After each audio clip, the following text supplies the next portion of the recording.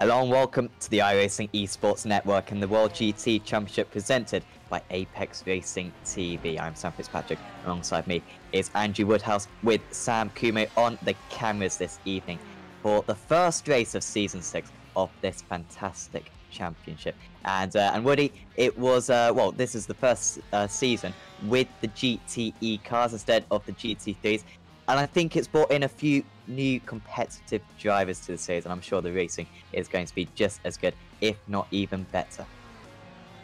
Yeah, good evening, Sam. Good evening, everybody. And what a fantastic way to start. Watkins Glen is upon us, and we're going to see some great action. We always do. The GTE cars are in play this time.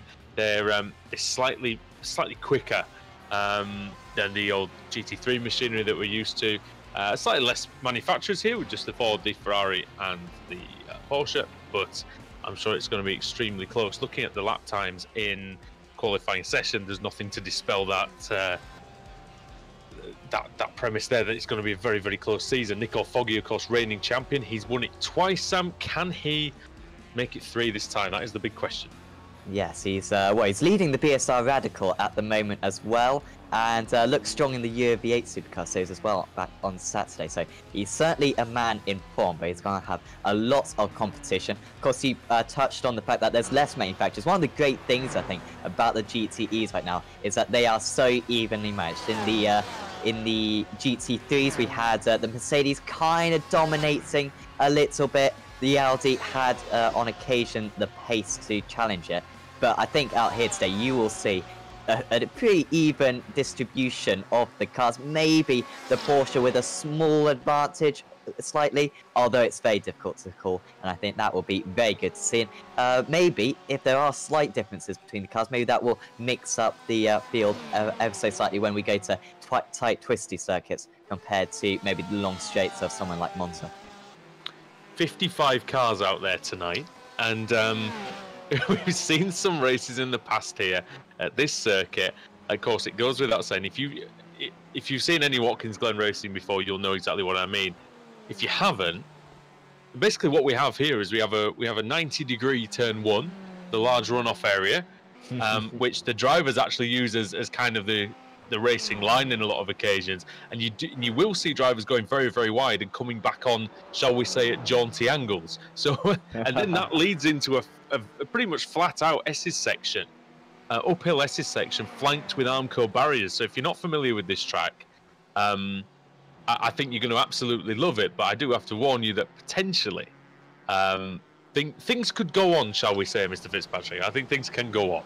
Yes, I remember with the BSR Radical earlier on in this series, earlier on in this season, and I was just resigned to thinking, okay, we're going to have 3 pile-ups in every single race, and you just got to accept that. And I would be shocked if we don't see 1 pile-up today. Hopefully, we won't see any, of course, because we want to see as many cars exiting that first lap intact, and of course fighting it out amongst themselves. But it is such a difficult first few corners, and it really does take a lot of respect amongst the drivers. And of course these guys have raced against each other a lot, and this is well, I haven't ever commentated on it too much, but I think it's got decent driving standards, so you know, it should be okay. Oh, yeah. That hopefully if any series is going to be okay, it's going to be this. But of course, first round, a lot of drivers, a few new drivers as well, like 55 cars, as you said, Woody, and could be slightly problematic up there. And of course, even past that, it is quite a narrow circuit in places.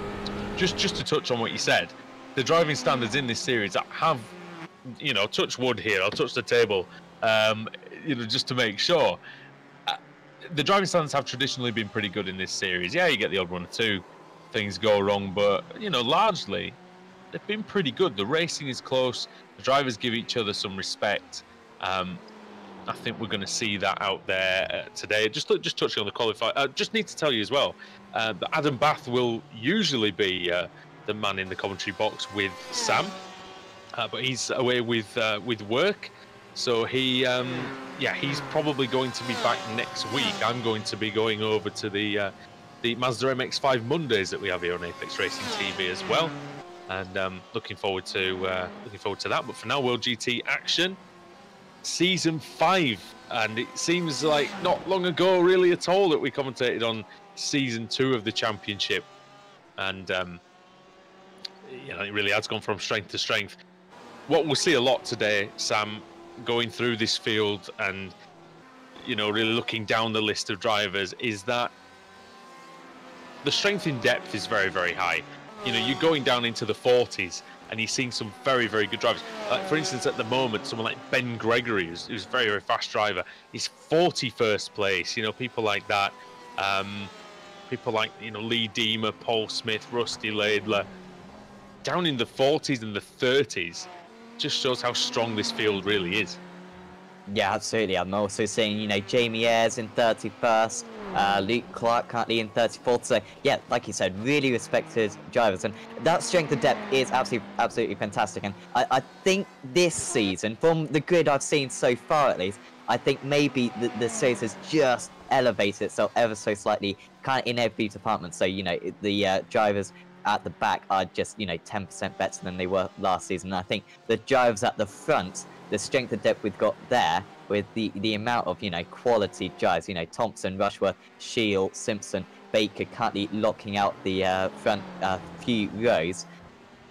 It really does show the quality of this field. But hopefully we will see a few surprise winners, because like I said, really strong depth of field. I think at the moment between second and 27th, there's 1 second. That is how competitive it is. I tell you what's maybe not so competitive is first position, because at the moment, at least, Josh Thompson on an absolute flyer. He's half a second quicker than Jamie Rushworth, who you're watching on your screen now. Thompson in the 4GT for this one, and Rushworth in the Porsche. But it's really amazing. So I'll tell you something. Someone who's on the track who we could probably have a little look at is Nicole Foggy. Now, he's currently in last place. He hasn't set a time, and I'd be very eager to see how Nicole Foggy gets on, because he's a superstar in this series, Sam. He really is. He's won it twice. Absolutely, he's the most successful driver in this season across everything that we commentate on Apex Racing TV. He is always competitive, and he's certainly going to be one to watch out for. Maybe the favourite for the championship. I think that's quite a strong word, I think, because I don't think there's any favourites out there. I think it's so competitive that until we get to about the halfway point in the season, we might have an idea, but even that could be pushing it. Is Foggy on a fast lap here yet? So far, his first 3 laps have been invalidated. They have as many laps as they want in this 15-minute qualifying session. He seems to be pushing pretty hard here, Nicole Foggy. Of course, in these GTEs, a tactic often is to kind of cruise around your outlap. But of course, with so many cars on circuit, it's mainly about track positioning, getting yourself a nice clear piece of air. Sorry, he just went very wide on the second to last corner. I thought he might have been in danger of invalidating now. He might have even clipped the wall on the outside. Really trying to use every centimetre of this Watkins Glen track, and that does improve, but only to 7th. I think the main problem there for him was he had to take the inside line, didn't he, in one of the corners in the middle of the lap, which didn't seem to help him too much. Yeah, absolutely, and it is so close, like, you know, a few tenths and he could have been on the front row of the grid. Of course, as we said, Josh Thompson leaps and bounds ahead of everyone else at the moment. Of course, he is a Dustmaster Mubano driver. He's racing under CQR Race Hub today, though, for this series. So he's probably got some, he's got some very competitive teammates who'll help him with the setups, and certainly in qualifying, he's got the upper hand. But of course, with the reverse grids we've got, it doesn't really matter if you're half a second faster. You need racecraft as well, which Josh Thompson does have in abundance, but certainly don't count out maybe him only winning 1 race, or maybe no races whatsoever today due to those reverse grids later on. That's going to be key as well for the drivers out there, is really just is positioning themselves, you know, as well. Some of the drivers, especially in the 30s and 40s, who it might be a little bit touch and go whether they actually do get the reverse grid, you know, the look, shall we say. It's going to be very interesting, and I'm looking forward to seeing just how they can, you know, how they jockey for position, and like I say, how they attempt to maybe try and steal a win later on in the night. Yeah, in this circuit, it'll be interesting to see how easy overtaking is around here. Of course, we're not using the chicane, are we? Or have I been totally we're not blind using the so chicane, far? no, we're straight into the carousel, basically. Yes. So that this one? will improve overtaking a little bit. Of course, that carousel is pretty much impossible to defend around. Because you can go around the outside there easy, you can go down the inside there pretty easy. So this circuit should be possible to overtake, so it's going to be difficult for drivers to hold each other up. But of course, yeah, if you maybe get yourself out of position, get a fortunate reverse grid, start high up on the grid and make yourself a bit of a gap early on, then certainly very possible for a surprise win today. Only 30 seconds left in this qualifying session. Yeah, and at the minute, it looks like Josh Thompson's got this one wrapped up. But again, there are still a few drivers out there on some flying laps. But half a second is a big margin. We know that. Jake Blackhall there coming through these last two corners. He's had some really bad luck in the past in a few of the series on this channel. And but he looks like he's really wringing the neck of the Porsche there. And over the line he goes. 1:39.9. He didn't improve that time, which he was about 3/10 off his best time. Yes, and maybe that wasn't his first lap on those tires. 30 degrees track temperature. It looks very sunny. It's not reflecting on the circuit, it seems, so it's not too warm, and that'll keep the temperature nice and low. So these drivers, yeah, they might get more than a couple of laps out of the tires as we ride on board with Nicole Foggy, still only in 7th place, although that's approximately where he was in at Silverstone on the media day. But if he can just improve by 1/10 of a second, that will put him on the second row of the grid. So this is really important. Again, though, getting stuck in the traffic, and well, I think that's the lap gone. And frustratingly for Foggy, is that he stopped there when the other driver was maybe going to let him pass. But yeah, I don't quite know what was going on. Now, I don't think that it's going to be a massive problem for Foggy, that 7th place, because I think the key thing to the start of any championship is basically getting off to a good start. And of course, that's a bit captain obvious, isn't it? But it is, though, isn't it? You have to finish the first couple of races, because if you don't, you're on the back foot straight away. Yeah, definitely, and that's what Foggy's really done well in the BSR Radical series recently, taking the lead in that just by finishing a lot of races. As Christian Rose goes up into 2nd place. What a lap that is. Of course, yeah, one of the quickest drivers undoubtedly in this series, but he was on the fringes of the top 10 previously, and he has just promoted himself onto the front row of the grid, and of course, a decent start for him. And, well, watch out definitely for Christian Rose, because he'll probably be in pole position, at least for the slipstream down into down this back straight in a few minutes' time. Could be a key moment early on, who gets into the carousel first, because after that, you know, the overtaking is difficult until you get to the first corner again. So, yeah, we'll see what happens there. Josh Thompson on pole position. Christian Rose, that's very important for CQR Race Hub, that Rose can join him on the front row in 2nd place. Jamie Rushworth in 3rd. 4th position for Andy Shield. 5th is Alex Simpson, ahead of David Baker in his customary 6th position, of course. Then Jake Blackhall in 7th. Nicole Foggy is in 8th position. 9th is Michael Adoka. 10th is Johnny Brandon. And then it's Sindre Setsas in 11th. Steve Lavallee in 12th. Dion Phillips in 13th. 14th is Ben Hackison. 15th, Simon Underhill. Carl Janssen is in 16th place, with Ross McFarlane in 17th. Daniel McCauley is in 18th. Michael Hall is P19. Then it's 20th for Ben Palmer, with Chris Wood in 21st. Mark Woodhouse in 22nd. David White in 23rd. Then it's Chris Daines in 24th. 25th is Bart Dalman. And then Mike Gray in 26th. 27th is Rich Warmingham. 28th for Stephen Burke. Jeroen Kaiser is 29th. And Ben Gregory is 30th. 31st is Robert Lundgren, ahead of Lane O'Connor in 32nd. And it's Dave Janssen, 31st.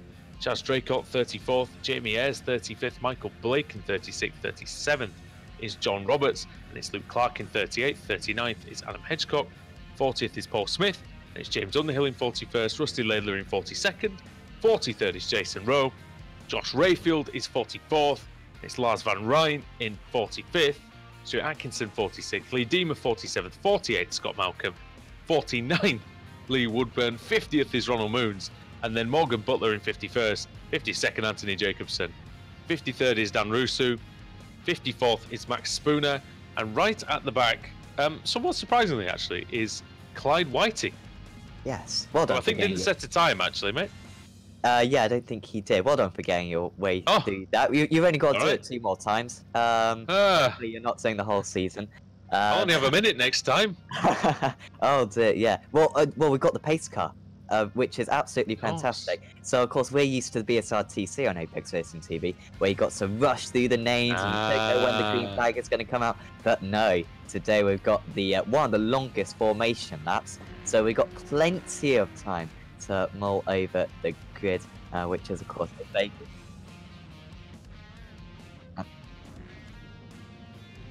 Just been asked to explain the class. I'm not familiar with the classes, Woody, but I wasn't told. I wonder if Mr. Kumo can, because he seems to know who they are. Hi Sam, thanks for that. No, so the yeah, I'll be honest with you, I haven't been told, so I'm not sure. I assume Pro and Am. I assume that the white is Pro and red is the Am by the looks of the spotter's guide. I believe that is the case. Yes, Drew, that would be correct.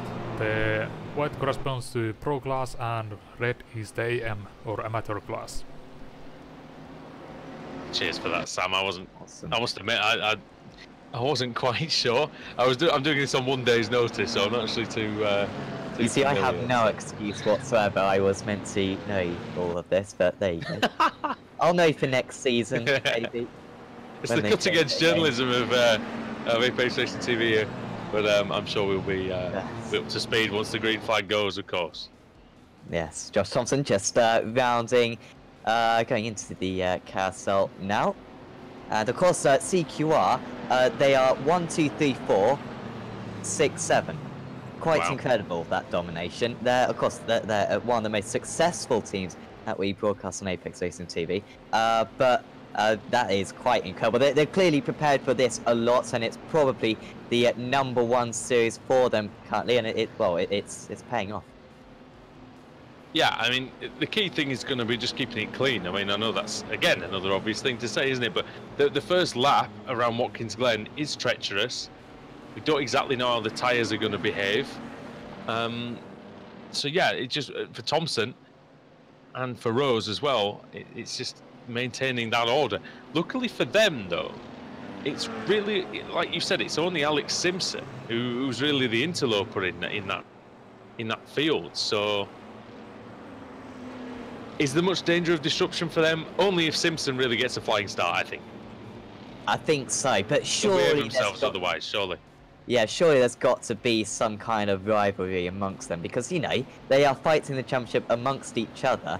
And, well, if you're not going to fight, then I think this could be quite a dull season, because they are going to find themselves alongside each other a lot of the time. Let's see if there's a little bit of rivalry out there. Of course, Alex Simpson, yeah, the spoiler in the party. And of course, Nicole Foggy is kind of then the best of the rest with Michael Dobkin and Joan Brandon rounding out the top 10. But here we go. Josh Thompson, he won race 1, I believe, at Silverstone, and was very impressive en route. Managed to pull himself a nice gap. Will it be the same here at Watkins Glen? Of course, the first race of Season 5 in the World GT Championship. The first official race in the World GT Championship with these GTE cars. We are very excited. Josh Thompson and Christian Rhodes round the final corner. Pace car will peel in, and the Ford GT gets away. As Christian Rhodes already under pressure from Jamie Rushworth, is there going to be a little bit of side-by-side action here? Thompson pulling away from the rest of the field. He'll get a nice run into turn 1. Still side-by-side amongst the CQR guys. Alex Simpson has been able to hang on to 5th position for now. A little bit of a poor start for David Baker, just dropping down into 9th as they all swarm their way through here. So any contact seems to kind of be single file on the majority, and it's Andy Shield trying to put some pressure on, but he's not going to get the slipstream down here. I did say earlier on how the outside line can work well, as you see that whole gang of cars heading down. We seem to have been kind of pile up 3 through these first few corners as Shield just has to back out to that one. Simpson now right on his tail. I'm looking at the timing screen. It all seems very well behaved.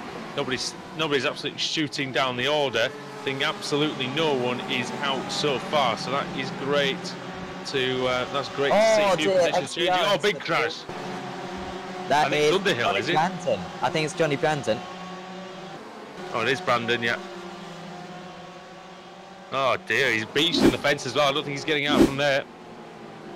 Well, of course, one of the drivers who could contend for the championship, usually on par with his teammate Nicole Foggy. And, well, this is an early setback for his championship. Yeah, it might turn out to be fairly important that. Oh, he got into it with another Ferrari. Ends up in the wall. Absolutely nowhere for him to go. The only casualty of lap 1. Yes, Josh Thompson, anything but a casualty. He'll be trying to break that draft to his teammates, but of course Christian Ray's now 0.8 of a second back, and in the GTEs the slipstream effect isn't too strong, and so Thompson should kind of be okay for now. And expect him to be able to pull about a little bit more of a margin, as we might see side by side up the hill, but just getting back into position there. Sindre sets us up 4 positions so far. Great start for him. Yeah, strong start from Setsas. As he usually does in the race. No, in the races he's very strong. Thompson leads from Rose, then Rushworth, then Shield, then Simpson, then Blackhall, Setsas, Edoka, Foggy and Baker, but actually Setsas and Blackhall then into the carousel. Oh, and it's a clean move there, and he's through into 6th place. And up the inside now comes Foggy on Evdoka. That was an easy one. Yeah, nicely done there from Nicole Foggy. Evdoka back to where he started. Foggy actually back to where he started, actually. So I think they're just swap those positions back round. It'll be interesting to see if they can now get past Blackhall. Simpson looking really strong, actually. Right on the tail of Andy Shield, who was looking to get onto the rostrum places earlier on. But, well, he's still on the tail. It's ever so close out there. Really not a gap more than about 0.6 of a second at the moment. But Simpson is looking good at the moment, had good qualifying pace. And, well, his race pace is looking just as good. Of course, Ford versus Ford. So there shouldn't be too much advantage on any particular point of the circuit. Alex Simpson has to be considered as one of the favourites for the championship. Not just saying that because he's our colleague, but he's a World Championship driver. Currently in the Endurance Series, and over 50 iRacing Grand Prix World Championship race starts. He's really on the move, and he's second in the British Sim Racing Touring Car Championship as well recently. Yes, absolutely. And yeah, he's certainly going to be there thereabouts. Maybe his experience in these types of leagues could let him down, but at the same time for BSRTC, he was very impressive. So he's still on the tail of Shield, but struggling to stay close to him through turn 1. We've got a little bit of side-by-side just behind. Foggy now gets... And we've got Van Rijn. Van Rijn's in the pits. I think Paul Smith might have crashed, Sam. That's not good for him whatsoever. As we tried to get a replay of it. Oh, it's not somebody having a go in the S's, is it? Oh, he loses it. Oh, no. That is not good. I mean, he managed to keep it out of any major damage, I think, Sam, but he's got a 3-point turn to make at the fastest part of one of the fastest parts of the course. Yeah, he's going to be a long, long way behind, and of course, with such a competitive grid, he's not going to be able to catch them back by the end of the race. And yeah, just getting a little bit offline there. And who was it who he made contact with the first? I'm not sure. It was really hard to tell. Yeah, I don't think whoever it was would have got too much damage from it though. So yeah, disappointing for Paul Smith out there. He will be hoping for a full reverse grid if that's even a thing in this series. Of course, we will have the reverse grid as Lee Deemer drops it, and that was a replay, was it? Oh, and there was another spinner as well. Lee Deemer dropping it in the middle sector, and that behind him is it is McFarlane, I think, who's pulled off to the side of the road, seemingly out. The curious one. Bart Dowman's in the pits as well. He's in trouble. Lars Van Rijn, Johnny Brandon in the pits too. John Roberts has had some problems. He's dropping down the order as well. Stuart Atkinson likewise. I think they're all in the pits. Now, Carl Janssen coming through in 13th place. Former world champion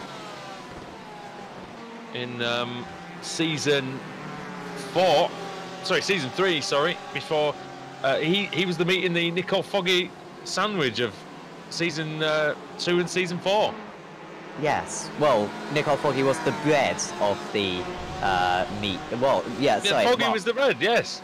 Foggy was the bread. There you go. Sorry, that analogy just always frustrates me with the lack of correct terminology. But I will get over it. Michael Hall. Because I did it correctly. Michael Hall just making his way. No, he's just lost out to Ben Hackers. Oh, I see what you mean. I actually see what you mean now. Yeah. No, I do. I've just figured it out. Right, that's fine.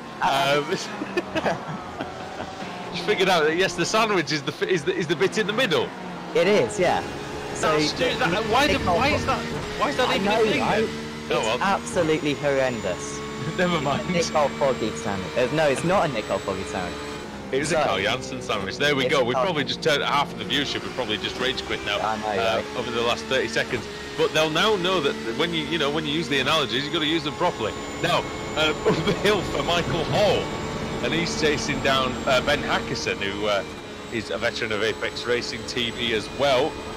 Now here on the iRacing Esports Network, Hackerson has lost 1 position, Hall has gained 3, and thus they meet on the circuit. And there's a side-by-side move here from Macaulay. Yeah, Macaulay out of absolutely nowhere. Oh, no, and he's gone down the inside. Oh, no, it's actually Lavelli? No, sorry, it was Macaulay on Michael Hall, wasn't it? Yes. Yes, there you go. Still side by side, just ahead as well. These guys all forming a bit of a long queue of cars now because, well, at the front of this one, it is Janssen and Underhill. Janssen just getting past Underhill, so Janssen might be able to actually pull away a little bit now after a little bit of a lackluster qualifying in 16th place. Still very competitive, of course, but we'll see if his race pace is a little bit stronger. So far, it certainly has. Underhill dropping down into 13th, and yeah, you just got about what 6, 7, 8 cars just lining up right behind. Well, given the fact that 16th place, I think in qualifying, if my memory serves me right, was maybe about 2 or 3. It wasn't maybe even 2 tenths behind like 2nd place or something. So nothing wrong with the pace. It's just the fact that he's now got a lot of overtaking to do. So see if he can do it. I don't know. Foggy's up to 6th. And actually, Foggy has really turned on the style. He's got right up to Alex Simpson. In fact, I think he's making a move.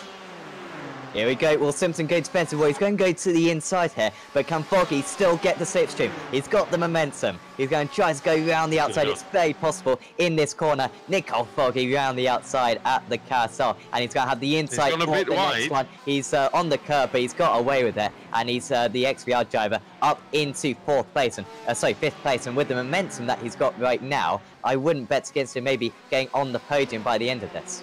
He's an absolute force of nature, is Nicole Foggy, he really is. And, you know, I have no idea. I posted a Instagram post to the World GT Championship earlier on this week, questioning why the champion doesn't have the number 1 on his car, because Foggy is deserving of the number 1 as anybody, possibly in the whole of iRacing. And up the inside he goes on Andy Shield now, and that's P4. He's absolutely scything through the CQR cars, Sam, like they're not even there. Yeah, absolutely incredible this. We'll use another analogy, a hot knife through butter. Oh, or is it hot butter through knife? I think either one works, as Nicole Foggy certainly is either one, as he's going to move up into 3rd place, surely. The 2 CQR drivers kind of chipping over each other, and look at that straight line speed. Nicole Foggy down the inside, and he's surely going to be able to take this position. Still hanging on is Jamie Rushworth. He's going to try to stay ahead through this part, and you know what, this is going to kill this pair's momentum, and they've got 3 cars right on their tail right now. I think it's just a question of, is Shield going to have to get out of the dots? I think he may have had to have done, because they are so close to these lot. Foggy now to the outside, and really struggling is Rushworth down the straight. That Ford, I think maybe just sets up much better down the straights, and he's going to be through. Shield trying to go through, but in the end doesn't challenge his teammate, as I think Simpson's just going to be inside, and he's going to have the outside for this one, trying to be the opportunistic in this situation. Well, he's going to maybe be able to muscle his way around the outside because the CQR guys once again getting in each other's way ever so slightly. Simpson gets the inside for the next one, and I think going into the toe here, he is going to be up into 5th place. Tell you what, that XVR black car of Foggy's definitely got a lot of poke, because I think he might have done a clever thing here, Sam. He might have set the car up for overtaking and not necessarily for the fastest one lap. Yeah, I think so. I think that lack of downforce maybe is really helping down the straight, and it's enabling him to make moves. And of course, he is also a great race driver. Maybe CQR really put a lot of effort into qualifying. That's why they locked out so many of the front rows. And yeah, maybe just lacking a little bit in the race in comparison. Foggy now, well, could he catch up to Christian Rose? He's got 1.2 seconds to go. I do not want to be the harbinger of doom for Christian Rose, but I think it's almost certain that Foggy will, if he keeps it on the black stuff at least, because just the rate that he's going is ridiculous. I mean, he's gone from you can see on the screen, he's gone from 2.6 seconds behind to 1.1 seconds behind while passing 5 cars. Yeah, that's truly incredible. Already down to 1.1 seconds now, and he's gaining down the straights once again, just down this back straight, about a 10th gain. As Simpson goes past Rushworth, that's for 4th position. He's on the outside though, and once again the outside line so much better than the inside, and Alex Simpson eases his way up into 4th place. So the CQR drivers really are struggling quite a bit to hold off at least Nicole Foggy and Alex Simpson. Hell of a move there by Alex. Head of Apex Racing TV, Apex Racing UK, World Championship driver. He's done it all, and in the process of doing it all, but never been a well, he's never raced in the World GT Championship, and here he's showing quality here. But do not overlook the quality that Josh Thompson's showing at the front, because he's leading by 6.5 seconds. He's really got this 4GT absolutely dialed into the circuit, and oh my word. Tell you what, if there was time for a commentary curse, that was going to be one. That would have been an epic one, wouldn't it? My goodness. Well, of course, on Apex Racing TV, we've also seen him on in the iRacing Le Mans Series, so he's really preparing for this car. He's doing the Pro Series qualification as well. So yes. Putting a lots of hours into this car, trying to get really quick. And, well, it's worked for him, hasn't it? He's 4.5 seconds out in the lead. Foggy, actually, on that last lap was faster than him, and Alex Simpson. So I think in the race, there is a match done, but if he can continue to qualify in pole position and get his CQR teammates just behind him, then he will be very strong in these race ones all through the season. Rusty Laidler's had a problem. He's dropped down several places to 34th position. Not exactly sure what happened. Let's take a look at Laidler then. It's into the second to last corner. Oh dear. It's not the first person to drop it there, is it? I didn't see that one, unfortunately, but was it on the exit or? Yeah, middle of second to last corner. Just spun, yeah, just the rear went.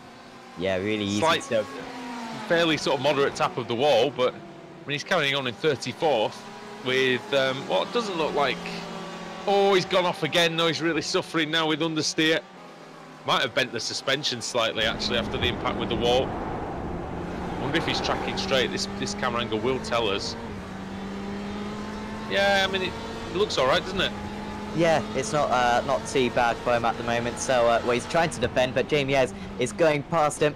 Laidler staying pretty feisty here, and he's going to go all the way around the outside. And actually, I think he's going to hold on to that position. So maybe Ayres was a little bit too kind there. Could have ran into his teammate ever so slightly, but decided not to, and he stayed in 23rd place. And there's quite maybe a few cars now. A few too many airs and graces, possibly. And here comes Foggy already already through, in fact, before the S's. Well, this is Christian Rose trying to fight back, but you can see he just gets to a point, Sam, that about 3/4 of the way down the straight, just runs out of straight line speed, and there goes the Ford. Yeah, and Foggy is so quick. I don't even think Rose is going to stay in the situation. If he wants to get second place, he's got to come back straight away. But well, I think that's his opportunity gone now. And you know what? Simpson is only a second behind now. He's surely going to catch him by the end of this one. He's got 4 minutes to do it. So what? Maybe two more laps after this one. I think it's going to be tight. I think. And yeah, Simpson's surely going to catch. Question is, will he be able to pass? Good straight line speed for Simpson as well. Looking at the graph that the table that we just showed out there. But yeah, Foggy P2, terrific from where he started in 8th position. And you know, oh hello, oh he's back. Dear me, thought that was a problem for him. But when you're in as many series as Foggy and you're as good as he is. You know, you can't use Jack of all trades, master of none. He's master of all, it seems. Yeah, absolutely. He's really trying a lot of different series at the moment, because he's doing this BSR Radical Euro V8, and he's also doing the V8 Scops as well, which I think is also on the iRacing Esports Network. He's going to give that a little bit of a dabble, along with Johnny Brandon. It's a good series, that. Yes, super competitive. And yeah, they'll... Speaking of which... Gregory, who's never short of a getting into a boxing match or two out there on the circuit, has just overtaken Woodhouse, I think. Yeah, no, it's Chris Wood. Yeah, Chris Wood. Oh, that's confusing. They've got Wood and Woodhouse driving for the same team. Oh dear. Oh, and same colour, yeah, on the overlay. Same colour on the timing screen as well. Oh dear. But it was side by side into the carousel. Chris Wood. Car 87, trying to hang in there against the Ferrari. He's on the outside. Gregory trying to use the camber to his advantage. Wood just trying to drive it in a little deeper. Maybe. Wood's going to have to brake late here, but you've got to use that new tarmac if you can. And I think he's just about through, is he? No, he's left the space. He's left the door open, Sam. I think he ran. I think he just outbraked himself there, but he got away with it, like you said. And now Gregory having to go defensive against David White. He's just got past Mark Woodhouse. I think he's almost getting a little bit detached from these two, but now might have a chance back at David White. Will he do the dummy? Well, no, he's staying behind. White went slightly off at the previous corner, and almost allowed Woodhouse in.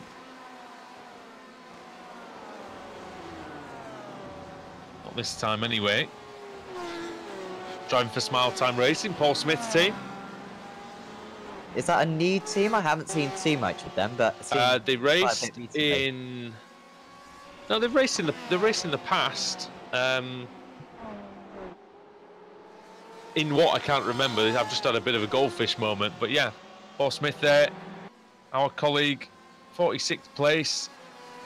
After his spin, but you know what? He's worked past a few drivers, hasn't he? He's lapping. Oh, he's lapping much quicker than those around him. So maybe half a chance for a few more places for Paul. You never know. Yeah, and not many laps left though. He'll be hoping for what, a 46 car reverse. I don't think that's an option. I think we only have relatively small reverse grids for this one. Oh, he's gone. Well. I think there's a full on there, isn't there though? There might be off in front of him. I don't know if you saw just a Ferrari on the grass there going through. Oh, I think Michael Evdoka, what's happened to him? He was in the top 10. Coming through the infield. And does he get some help? Nope. Oh, wow, the Ferraris are really struggling with the rear. Josh Thompson just coming up to the line now to take the checkered flag. He's going to win the first race of Season 5 of the World GT. And, well, it was never in doubt. 5 seconds clear of Nicole Foggy in the end. Christian Rose finished in 3rd place, just about held off Alex Simpson. Of course, yeah, controversy at the end there with Evdoka dropping it. Where will he finish? I am not quite sure. I don't think he's come across the line yet. He couldn't turn round, I think. It looks like 31st it's going to be for him. That's not good for Michael whatsoever. Oh, it's not good in front either. I don't know who that was. I think it's Underhill going. And who is that going? 3 places gained for Rusty Laidler, the man with the damaged car. And, well, wily Rusty Laidler. And he yeah, gains 3 places on the run to the line. That was good. I mean, that was, that was definitely worth the price of admission alone, nearly that last corner there. But Laidler coming through and yeah, taking those places. We're still waiting on a couple of drivers, aren't we, to cross the line? I think we're waiting on Morgan Butler, I think it is, and Paul Smith. Not a good start for Smith, but I'm sure he'll be able to come back if we get full -1. I mean, he's going to be in the box seat if there is one. Yeah, definitely. And actually, we can now go through the results. So it's Josh Thompson taking away the race victory. Like we said, 5 seconds clear of Nicole Foggy. And then in 3rd place, it was Christian Reyes. 4th, Alex Simpson. A great performance from Sinjay Setsas. 11th place start, finished 5th. Really effective overtaking. Andy Shield ended up in 6th. Then it's Dave Baker, Jamie Rushworth, Jake Blackhall, and Dion Phillips. Rounding out the top 10. Behind that was Janssen, who also had a good drive, up 5 places. Underhill, Macaulay. Danes gained 10 places from 24th on the grid. And then it was Hall, Wood, White, Gregory gained 12 places. Woodhouse and Lavelli rounding out the top 20. Then it was Burke, Warmingham, Kaiser, Lundgren, Haggerston, Dave Janssen, Chas Jacob, Adam Hedgecock, Rusty Laidler, of course, getting those 3 places late on. Michael Docker with the spin, of course, in 30th. Jamie Ayres was 31st, name was Ben Palmer. Michael Blake, Jason Rowe, Ronald Moons, James Underhill, Luke Clark, Scott Malcolm, Anthony Jacobson, and Josh Rayfield rounding up the top 40. And then behind that was Gray Roberts, Whiting, Deemer, Rusu, Woodburn, Atkinson, O'Connor, Spooner, Butler, Smith, Van Ryn, McFarlane, Daleman, and Brandon, of course, dropping it on the 1st lap. And the exciting point of the evening, one of the most exciting points of the season, the first reverse grid of the season. It's like dust it off, make sure it works properly. But yeah, Mr. Kumo, if you can do the honours and give us a spin and see who's going to be on pole position. We're excited to see because it could be anybody really. Yeah, thanks, Andrew. A lot of cars. Yeah, I'm also excited. Although for this one we have quite small possibilities here, only up to 22. But maybe -50 would have been a bit too chaotic. Who knows? But we are still blessed by the maximum number, that is 22. 22. Now that will be Richard Warmingham, who finished in that position. So, and Stephen Burke will be pleased as well because he gets on the front row as well. And Steve Lavallee will be in 3rd. And then 4th place, as my results screen's managed to jumble itself up. 4th place, P19, will be Mark Woodhouse. And then 5th place, starting will be Ben Gregory, I think. Ben Gregory. Yes. And then David White. Not really. I'd say anyone kind of out of position who's really going to benefit from that you maybe think for Dark Horse. It is so open because I think you kind of got to go back to maybe Dave Baker. Basically, 22nd position is going to be the fastest out of those guys, I think. And will be absolutely fascinating to see if they can get their way through, because we saw overtaking that race really quite simple for the drivers. And of course, Josh Thompson is very good at the starts. Will they all be wiped out through the first couple of corners? We don't know. You definitely need to join us back in about 25 minutes time for race 2 of the evening in the World GT Championship.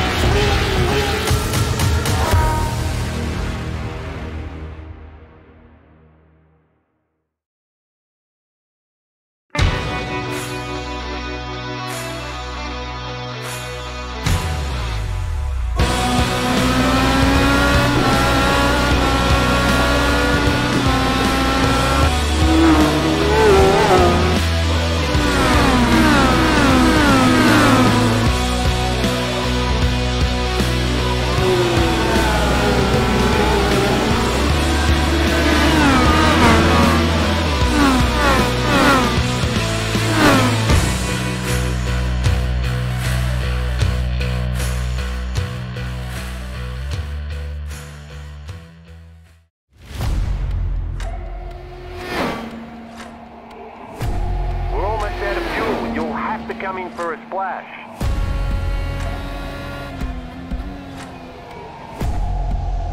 Three, two, one, now.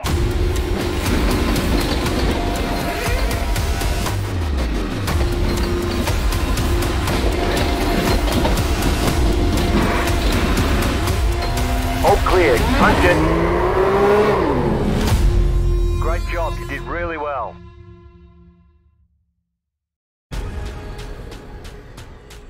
The most realistic online racing sim ever made. This is iRacing.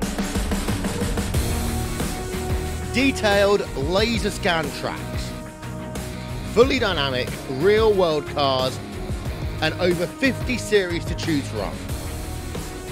6 online world championships offering over $100,000 in annual prizes. This is the original esport racing game. This is iRacing.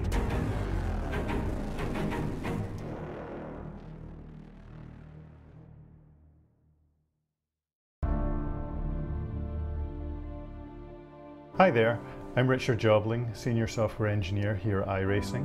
I'd like to show you some of the work that we've been doing to improve the collision and the damage in our sim. One of the major changes we've made is how our collision systems work. The old system stored the track as parametric surfaces, and the cars were made of collections of spheres. As the cars moved around the track, we would recompute planes using the track surfaces, and then test those against the spheres. This worked well for spheres, but was too specialized to adapt to our shapes. So for the new system, we've built new high-resolution meshes for each track. This is more efficient and gives us a lot more flexibility for the car shapes. The new mesh incorporates all the track features our guys work so hard to replicate. Things like curb geometry and changes in the surface material are all baked into the mesh. We've also taken our laser scan data and applied that to the mesh. And since the mesh is so high resolution, we capture all the detail that's necessary so that the tracks are just like the real thing. With our new mesh, we can now represent cars using smooth, convex hulls, which grouped together form the chassis, the bodywork, and all the other parts of the car.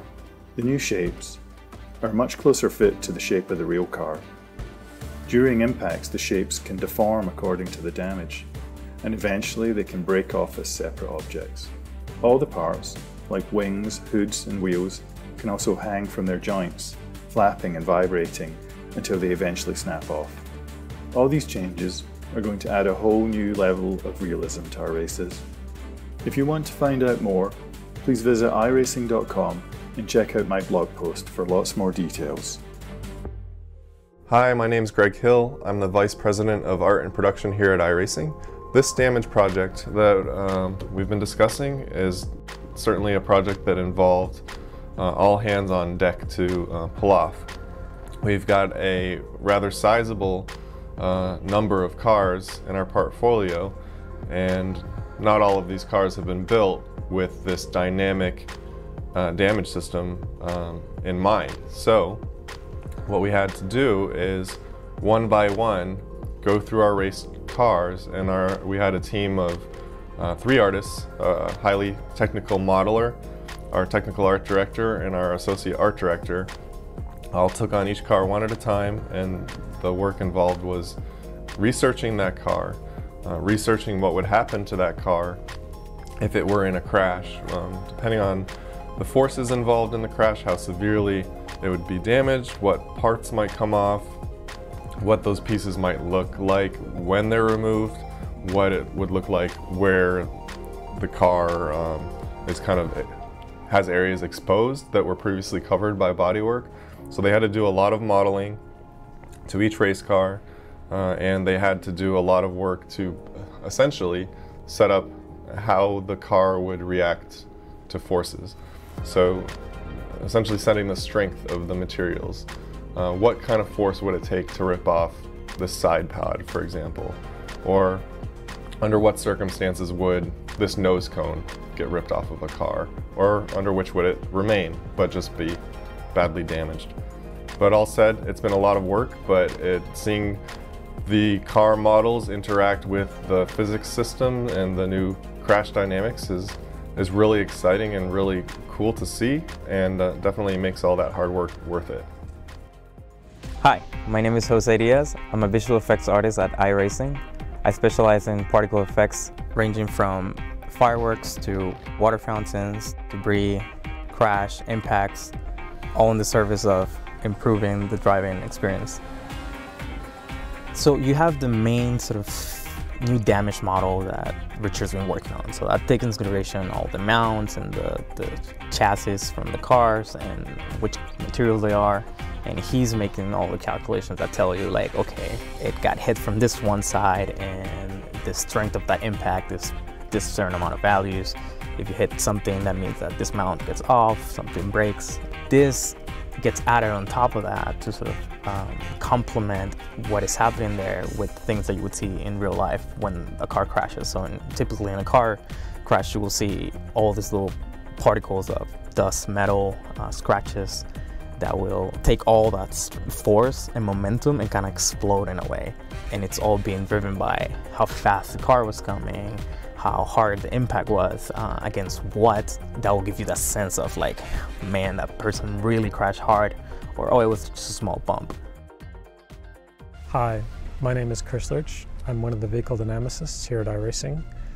Our role in the collision project is to tune the collision properties of each and every car to ensure that they behave in wrecks as a real car would. And we've spent quite a bit of time going through literature from the automotive industry on the subject to make sure that we have panels that deform the way they're supposed to, both temporarily and permanently, that pieces that don't deform but rather just break at appropriate times in appropriate ways. The cars are absorbing energy the way they should and aren't sort of bouncing off the walls in crazy ways. The major properties that we look at are stiffnesses, which is how much a piece of the car deforms when a load is applied to it. And then we look at a couple of limits. One is the force limit beyond which the piece deforms permanently. And then the second limit that we look at is the brake limit, the force limit beyond which the piece will simply break. And then we also will look at damping, which is how much the piece absorbs energy versus how much it takes like a spring and can absorb as potential energy and then rebound back out like a basketball would.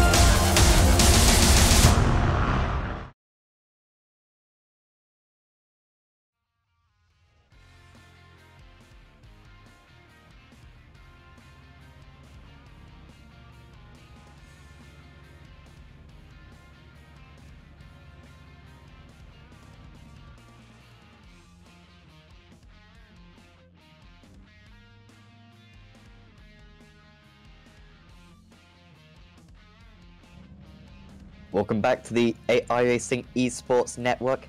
and the World GT Championship presented by Apex Racing TV. I'm Sam Fitzpatrick, alongside me is Andrew Woodhouse with Sam Kumo on the cameras this evening. We are prepping for race 2 of the evening. After a very exciting race 1, we had a 22 car reverse grid, which means that Richard Warmium is on the pole position for race 2 of the evening for XBR Green. In second place, it's Steve Burke. Then on the second row, it's Steve Lavelli and Mark Woodhouse. Behind that is Benjamin Gregory, David White, Chris Wood, Michael Hall, Chris Daines, and Daniel McCauley. And then behind that is Underhill, Janssen, Phillips, Blackhall, Rushworth, Baker, Shield, Setsas, Simpson, Rose. And then just behind that is apologies. Foggy, Thompson, Kaiser, Lundgren, Hackerson, Janssen, Jacob, Hedgecock, Laidler, and Docker, Ayres, Palmer, Blake, Roy, Moons, Underhill, Clark, Malcolm, Jacobson, Rayfield, Gray, Roberts, Whiting, Deemer, Rusu, Woodburn, Atkinson, O'Connor, Spooner, Butler, Smith, Van Ryn, McFarlane, Daleman, Brandon, and Stevens rounding out the grid. Woody, we had a really exciting race. One overtaking was very possible for the drivers. We saw Nico Foggy easing his way through the field. So in this one, it's certainly going to be possible, at least, for those quick guys from race 1 to maybe find themselves near the front by the end of the race. Yeah, I mean, we don't have those mammoth reverse grids of 40 or 50 that we've maybe had in the past, and yeah, it does mean, like you say, that the drivers get a chance to basically stay at the front, get rewarded a little bit more maybe for their good qualifying. So good first race. Josh Thompson was fantastic in the first race, but I do have to say, him starting behind Nick or Foggy, I'm not sure he'll even see him after the first lap. Yeah, it'll be two drivers who are fantastic in this situation. Maybe Thompson drives with a little bit more risk, so that can help him. Sometimes it doesn't help him. Of course, those two fighting for the season 4 championship, it was Foggy who ended up on top. But of course, certainly on pace, it seems as though Thompson has the edge so far this season. And of course, Richard Warming and Steve Burke starting from the front row. Any strategy that they've got to try to follow, would you kind of be particularly resistant early on, or would you try to hold on to that lead for as long as possible? It's tough because I mean, I usually start fairly well, and that's where I gain a lot of my places, but it's tough. You can't get greedy. You cannot get greedy because, like I said, as I stated so obviously earlier on, you cannot take a DNF now if you're one of the guys who's going to be fighting for the championship, because it's just going to, like I say, it just puts you on the back foot. You're always playing catch up. There's some more cliches I could use as well, but I'm not going to. Well, of course, Johnny Brandon was the one who really lost out in race 1. Michael Abducker also had a poor finish. Will there be any victims in this one? Richard Warren backing up the field quite a bit. He's opening his opportunity maybe to accelerate coming out of the final corner instead of hesitating for the pace car to pull into the pits. Let's see what he does. He's on the inside, so I think he has to do it when he hits the straight. So he's got the advantage. Yeah, if he'd have gone early, he would have got swamped. But as it stands, he's good as the green flag flies. Yep, Steve Burke rides on his tail going into turn 1, but Warren able to take a normal racing line. That will help his run down, up the hill, and then of course down the hill again, down the back straight. And you can see the drivers already getting into the single file. That's really good to see. And maybe we will be carnage free once again. We had a good race 1 start. We got a little bit of side by side, but so far it's okay. And so far, Richard Warren still leading the way. There's been very little change in the positions. No changes in the top 16 places. But in fact, Steve Burke going for the lead here. Down into the carousel. Him versus Richard Warren. Warren coming back down the inside, but Burke, if he's really strong around the outside, he's going to be able to keep his nose in there. Maybe a late braking move down into the heel, or whatever name that corner is called, as Warren just That's about... the shoot. Oh, crash! Oh, I got cut. And it's in that's- front of the pack, and this is going to be an issue. Oh, bang! Over he Gregory goes, was the and one it's who collected. started it. Multiple And- cars are involved, and that one's gone up in the air, and it's chaos here at the back. Some drivers are having to come to a halt. Look at this. The track is blocked. The track is blocked. Well, we've been called caution there, and I think that was the only thing to do. That's the difficulties when you got the barrier so close to the side of the circuit, and well, a lot of casualties early on here. I think it was Gregory who spun initially. Don't know if he lost it by himself or there was contact. And no, he lost it by himself, and the carnage that ensued. Wow.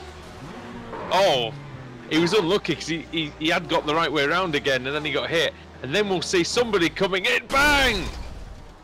Huge one. Massive one for Gregory.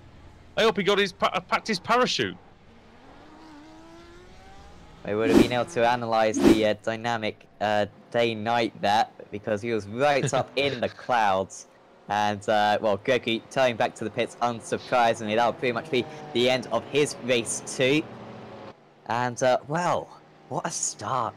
We after all of that, we were saying, oh, turn 1, 2, there's going to be a pile up there.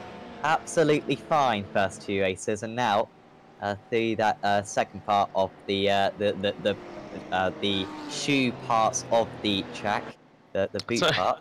It was an unbelievable situation. Just the fact that it seemed to have kind of.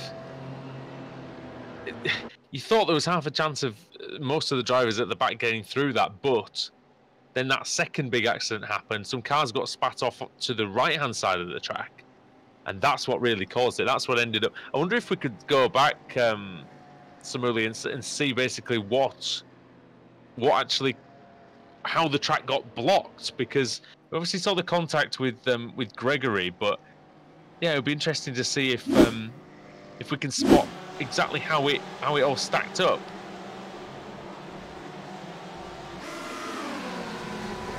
Look, it's those 3 cars going off at the side of the track, and then there were almost 2 lots of cars there, Sam, and then 74 car got absolutely turned around sideways in the middle of the track, blocking off pretty much everyone else. That was Scott Malcolm who ended up sideways on to the scene there. So it does give Richard Warmingham a bit of a breather, though. He's got a couple of laps to just take stock, and did do a very good rolling start. So if you can do that again, he's going to be, you know, he's probably nearly going to be halfway to victory by the time we go green again. Yeah, but of course. He's just going to hang on. Of course, timed races here, so 20 minutes. So this pace car is going to take up a decent chunk of it. And so, of course, also Steve Lavelli managed to get up in second place. His teammate, Richard Warmingham. So, well, that's going to be a really good position for those guys to be in. Of course, their teammate Nicole Foggy will be making his way through the field very quickly as well. Yeah, it's a good position for XVR to be in at the moment. I'll be interested to see if the top 2 fight each other. Hopefully they don't. For the sake of, you know, their team, there's no point in fighting as teammates. And, well, will they, maybe Lavelli will maybe hold up the rest of the field whilst Warmingham gets away. We expect there to be one more lap, I believe. I don't think it's going to be any more than one more. Do hope not, anyway, because we want to get going, we want to get racing again. Looking at the biggest movers so far, Ben Palmer is up 8 places, John Roberts 9, Lee Deeman 9, Ross McFarlane up 16, Johnny Brandon 17, Bart Dowman 15 positions. They're the ones who basically started right at the very back who retired in race 1, aren't they? Those 3 were the first ones out, weren't they? McFarlane was pulled off to the side of the track. Dowman spun, I think, and Johnny Brandon, of course, spun on the first lap. Now we're seeing it all shake out in terms of the cars that have gone into the pits and who are out of the race.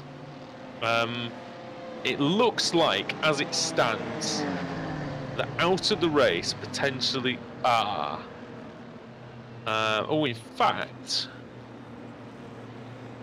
I think it's Dima, I think it's Dima. Woodburn potentially, is he back? You know what? They might have been able to get the repairs done. Oh, there's a little bit of contact. Dear. There's contact under the safety car. Look. Yeah, well, that's what happens, unfortunately. Oh wait. Oh. What's going on there? Somebody managing to ghost through everyone. Can't be right, can it? Surely. Well, yeah, I saw that. Oh, and what's happened? There's cars over in the middle of the road. Well, I think we're seeing the Constantino effect. Anyone who's ever driven What on earth is... What's going on, Sam? I don't understand it. Yeah, I think that maybe the Constantino effect is affecting these drivers, and I think maybe a driver tried to go through all the rest of them, maybe, because they're a lap down. And well, my live timing has absolutely... has just crashed. Wow, so what on earth is going on here? I've absolutely no idea. Just seen a replay, and, well, whatever. We might be here for some time with this. I haven't seen the replay, actually, so...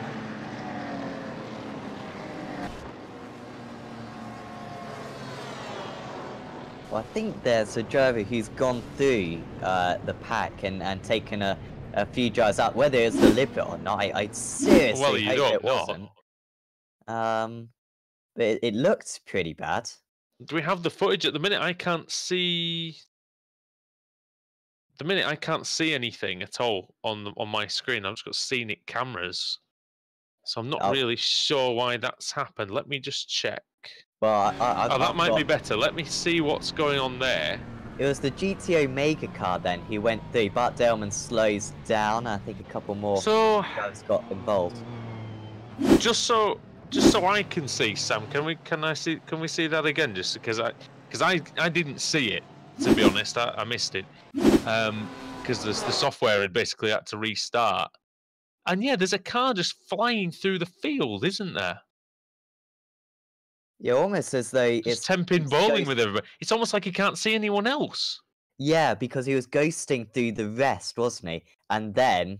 And some weren't ghosting through. Well, of course, yeah, the last one in the end wasn't ghosting through. Maybe just suddenly appeared, but... Well, unfortunately... I don't think we're going to hear the last of this for a long time, do you? I think we've got the green flag back out as well, so I think it's Richard Warmingham leading the cars round. As at the start of this, well, it's not the start, we're about midway through now, this second race. Absolutely incredible scenes here. One of the craziest races we've ever broadcasted on, with the pace cars and all sorts. But of course, it means a lot of casualties. But Richard Warmingham still leading the way. He's under pressure though from Steve Lavelli, his own teammate. Stephen Burke's trying to get involved. Down the inside goes Burke. And this is ever so important because these guys have got a real chance at the win now. They're pulled away from one another. Burke now on the outside. He's going to try to muscle his way around. If he can get all the way around the outside here, he'll have the inside for the toe. But he hasn't been able to do it. And Warmingham getting a nice little advantage right now whilst the four drivers behind all fight amongst each other. Just off screen, David White, I think he's out of the race. Maybe Josh Rayfield's out of the race as well. This is very, very close. Oh my goodness me. That is Chris Daines for Northern Lights Racing, GT Omega, in the Porsche on the outside, and versus Steve Burke in the Beast Racing car with the blue and black trim. And then Mark Woodhouse in the Smile Time Racing car in the burgundy with the blue trim. So Warmingham leads, the Valley second, Daines third, Burke fourth, Woodhouse fifth, then Hall, then Dan McCauley, then Carl Jansen, then Simon Underhill, then Jake Blackhall. That is the top 10. Then it's Baker, Rushworth, Thompson, Simpson, Setsash, Shield, Rhodes, Foggy, Hackerson and Jansen. That's your top 20. And that is... to be fair, actually, Sam, we've only lost about 8 cars, I think, so far. So that's not too bad, considering what we've seen. Yeah, absolutely. Would have half expected the entire field to be out by now. Oh, the GTA Made car all over the place. Somehow rescues it. I don't know how Chris Daines did not crash there, or if he was just taking an unusual line. I'm not quite sure. He's in third place and got a great chance at the win after starting in ninth. But of course, the other drivers are making their way through nicely as Daines has to go defensive into the carousel. He's only got 2 XVR drivers to pass, and he will be in the race lead, just behind Hall, Woodhouse, McCauley. Currently, Hall holding on to that position. Smile Time Racing trying to make the move, but now under pressure. from Macaulay. CQR, the top CQR driver at the moment. Round the outside, it is very possible to do here. So many of these corners, and that's very nicely done. Got a fantastic launch, and that's a very effective move there from Daniel Macaulay. Good launch, and he had that slipstream as well on that higher line. So when he came out of the corner, he immediately had the draft. Now, look at this. There's a Ford moving around in the background and maybe going for it up the inside. I think that might be. Is it Janssen? Is it in the Ford? I think so. Yes, it is. It's Carl Janssen. Oh, the former champion. Yeah, so the Porsche just a little bit slow just ahead, and that's going to concertina this whole pack up. And so, who was that? Macaulay and Hall, I think. It was Hall getting the slow exit, and now Macaulay down the inside. And that's very important for him. Janssen under pressure from Underhill, or making his way past Underhill. Contact, I think, between the two of them. And they're not going to give up on this one, because there's a little bit of aggro now between the pair of them. Who's that just behind? It's Jake Blackall trying to get involved as well. And this could well be 3-wide, because the guys behind getting a lot of momentum. You don't want to call how this one is going to exit the carousel. Simpson and Thompson also in this one, and Baker as well, as they all kind of sort themselves out in the end. Simpson and Rushworth pretty close together. Ford versus Porsche. Simpson in 13th, 14th for Rushworth. Then ahead of them is Thompson, then Baker. Janssen in the Core Motorsports car. Then it's Blackall for CQR. And then Underhill, Woodhouse, Hall. Then you're into the top 5 again. The top 5 are still fairly close together as well, Sam. I mean, they haven't broken away at all. Oh, Stephen Burke, what's happened? What's going on with Burke? Oh, he's in the gravel. Running in 4th position, and he's fallen way down, and I fear this is going to be a complete mistake on his part. He's gone a long way into the gravel trap. Did he hit the grass on the braking, maybe?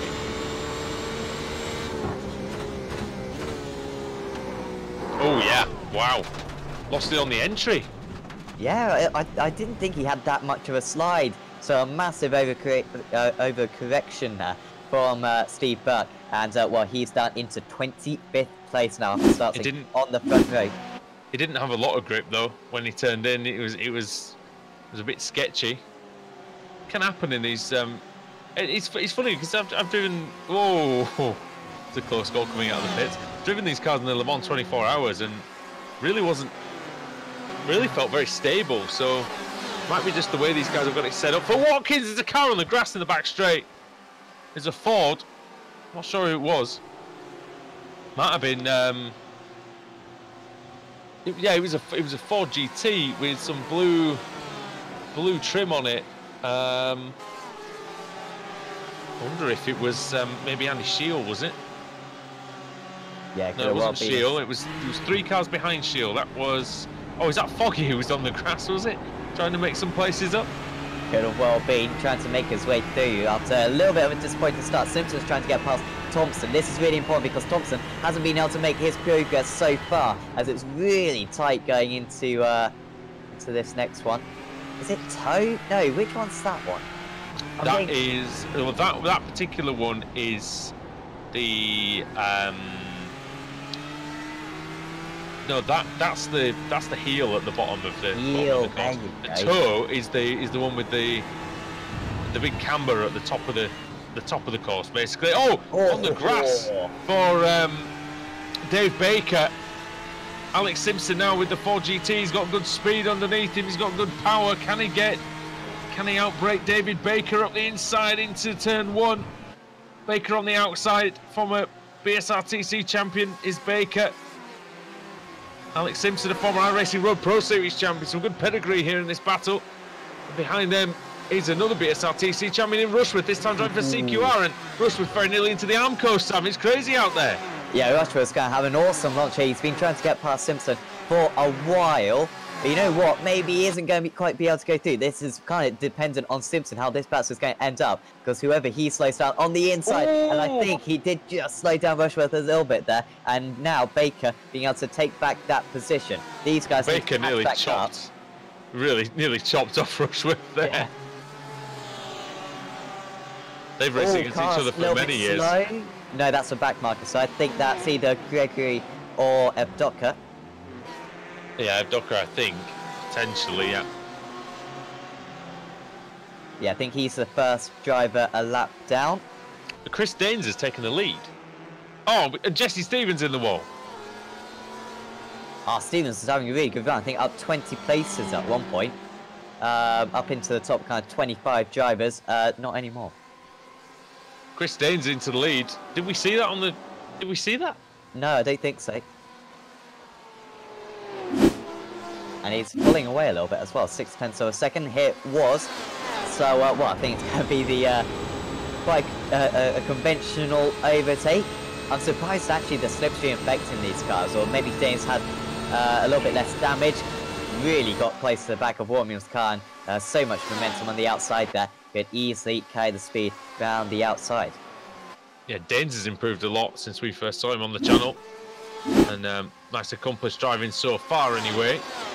Can he break away though? That's the tough part. It's alright getting the lead here at Watkins, but yeah, keeping it is another matter because we've got these long straights.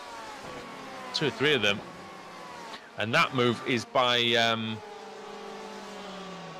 Macaulay up the inside of Lavallee for 3rd. So Macaulay onto the podium positions. Yeah, he's been the one who's really looked the fastest out of these guys so far. So he's 1 second off the lead. He's got 2 minutes to go. Whichever way this goes, we are going to have a surprise winner, which is absolutely fantastic. Because the top driver, I guess, Josh Thompson's only in 8th. He's a long way off. Well, I say a long way off. He's about 3.5 seconds off the race lead. But with many cars in the middle as he nearly gets hit there by Simon Underhill. I will say, and this is probably famous last words as well, but I haven't seen any really stupid driving so far yet, which is very, very good, as there's 50-odd cars out there, and yeah, we'll ignore what happened in the safety car period, but because we don't really know what happened, so I'm not going to pass judgment on that. But Josh Thompson, P8, having a look then on Woodhouse. Woodhouse, is he going to move to the inside, or is he just going to take the slipstream? He's just going to take the slipstream off Jake Blackhall. That's maybe a sensible thing to do. Can he keep his nose in front of Josh Thompson? Thompson up the inside, late on the brakes, and race 1 winner, championship leader, of course, as he is, going through into 7th place.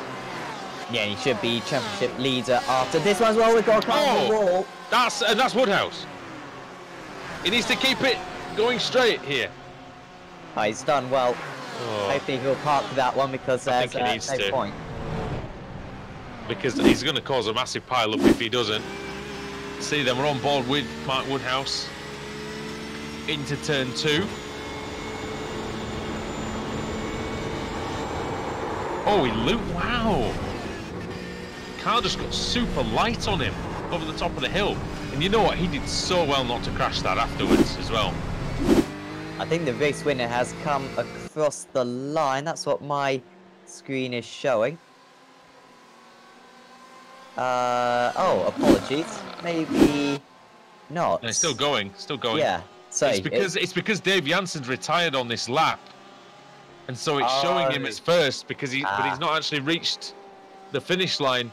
So it is Chris Daines, and we're just 2 corners to go, Sam. Looks like he's going to take the win. Yes. Well, who would have called this one? So it's in 9th position. He's had a lot to do as the GT Omega Cup driver. But he's going to cross the line first. Well done to Chris Daines. Wins the 2nd race of the season in the World GT. What a great drive that was. Had to get the moves done.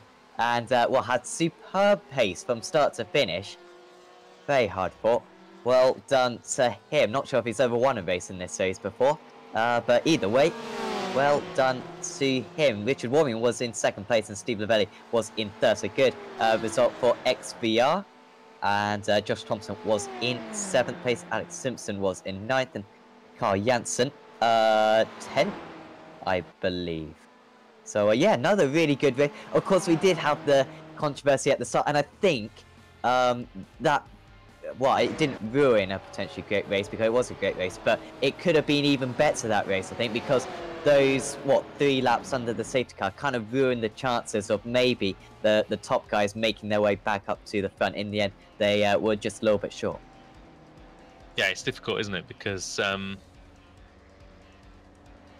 I guess that race was, the race was basically half a race, wasn't it? So, but I think that made it more exciting. I think people had to go for it a little bit more, and I think that's why we saw a couple of the mistakes, and that's why we saw some great overtaking out there. And Chris Danes, what a revelation that is for him to win the race. I mean, you know, he finished obviously within the top 20 in race 1, but I think he's quite a confident driver, is Chris Danes, but that'll surely boost him up. Surely it will, and give him some good momentum going into race 3 and for the rest of the season, of course, as well. I mean, taking a win so early on in your in your season or in your career in any car, I know what that's like from the Kia Optima.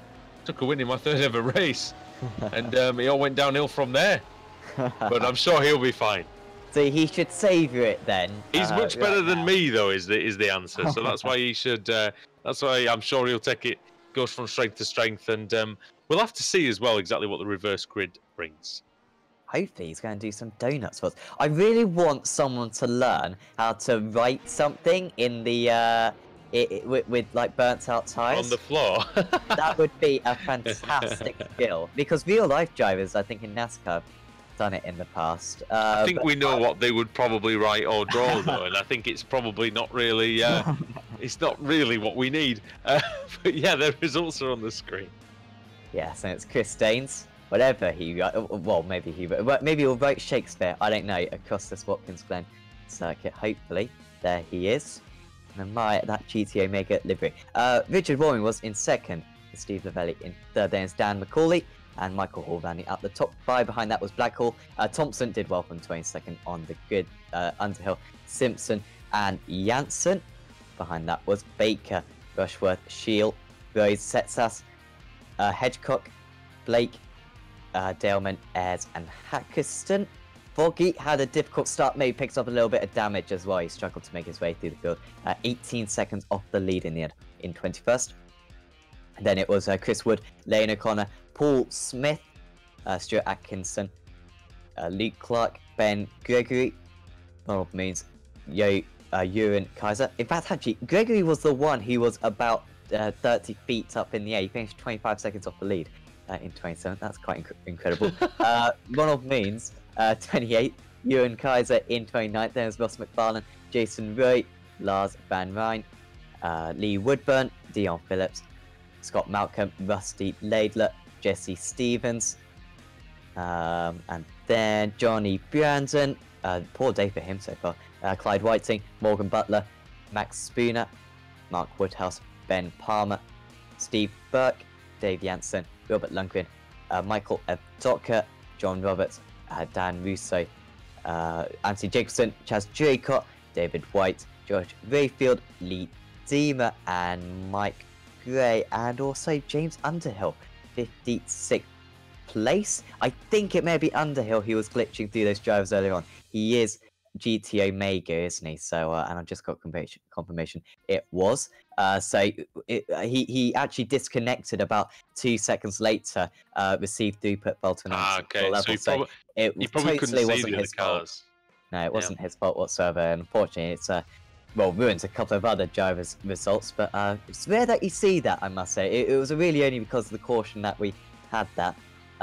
Hopefully, we won't see the same in race 3, of course. Before that, we have the reverse grid. Yeah, final one of the evening. Yep, the wheel is on your screen right now. Let's see what we get. And the previous one, it didn't seem that big, but it still provided plenty of action. And this time around, we are getting a little bit smaller at 16. Okie doke. Adam Hedgecock on pole position, and actually alongside him, Sindri Setsas. I think Setsas is a very good pick for the race win potentially. Christian Rose also on the front, on the second row, along with Andy Shield. This one's got a lot of top drivers there or thereabouts. Yeah, and then Rushworth and then Baker behind them. So I mean, some great opportunities for them to move forward, surely. Yeah, definitely. And of course, Simpson and Thompson aren't going to be too far behind either. Bit of a setback for Foggy though. 21st he finished, so he won't be a part of that reverse. So he'll have to come through the field if he wants to get into the top 10. Yeah, he's only going to be, well, I say only, he's going to be saying about 15 places behind Josh Thompson, which is not what he wants whatsoever. I think top 10 is certainly very possible for Foggy. Well, let's see what he gets. 25 minutes-ish until race 3 of the evening, the final race of the opening round of the World GT Championship.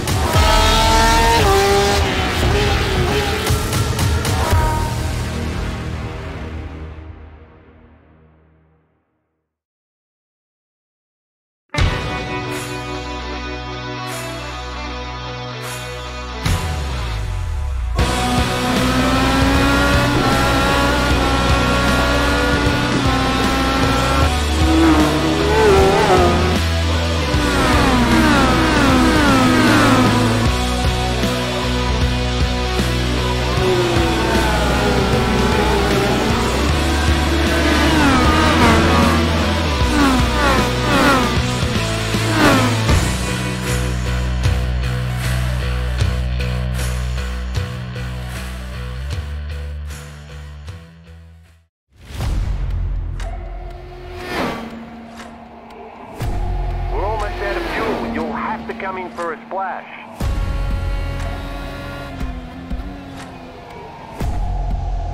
Three, two, one, now.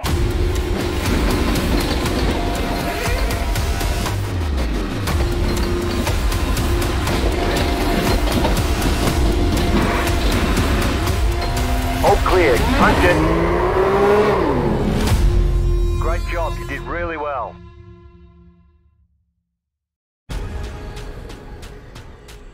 The most realistic online racing sim ever made. This is iRacing. Detailed laser scan tracks, fully dynamic real world cars, and over 50 series to choose from. 6 online world championships offering over $100,000 in annual prizes. This is the original esport racing game. This is iRacing.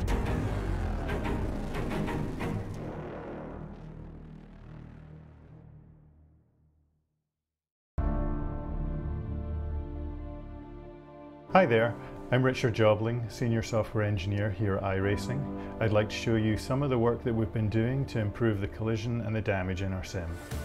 One of the major changes we've made is how our collision systems work.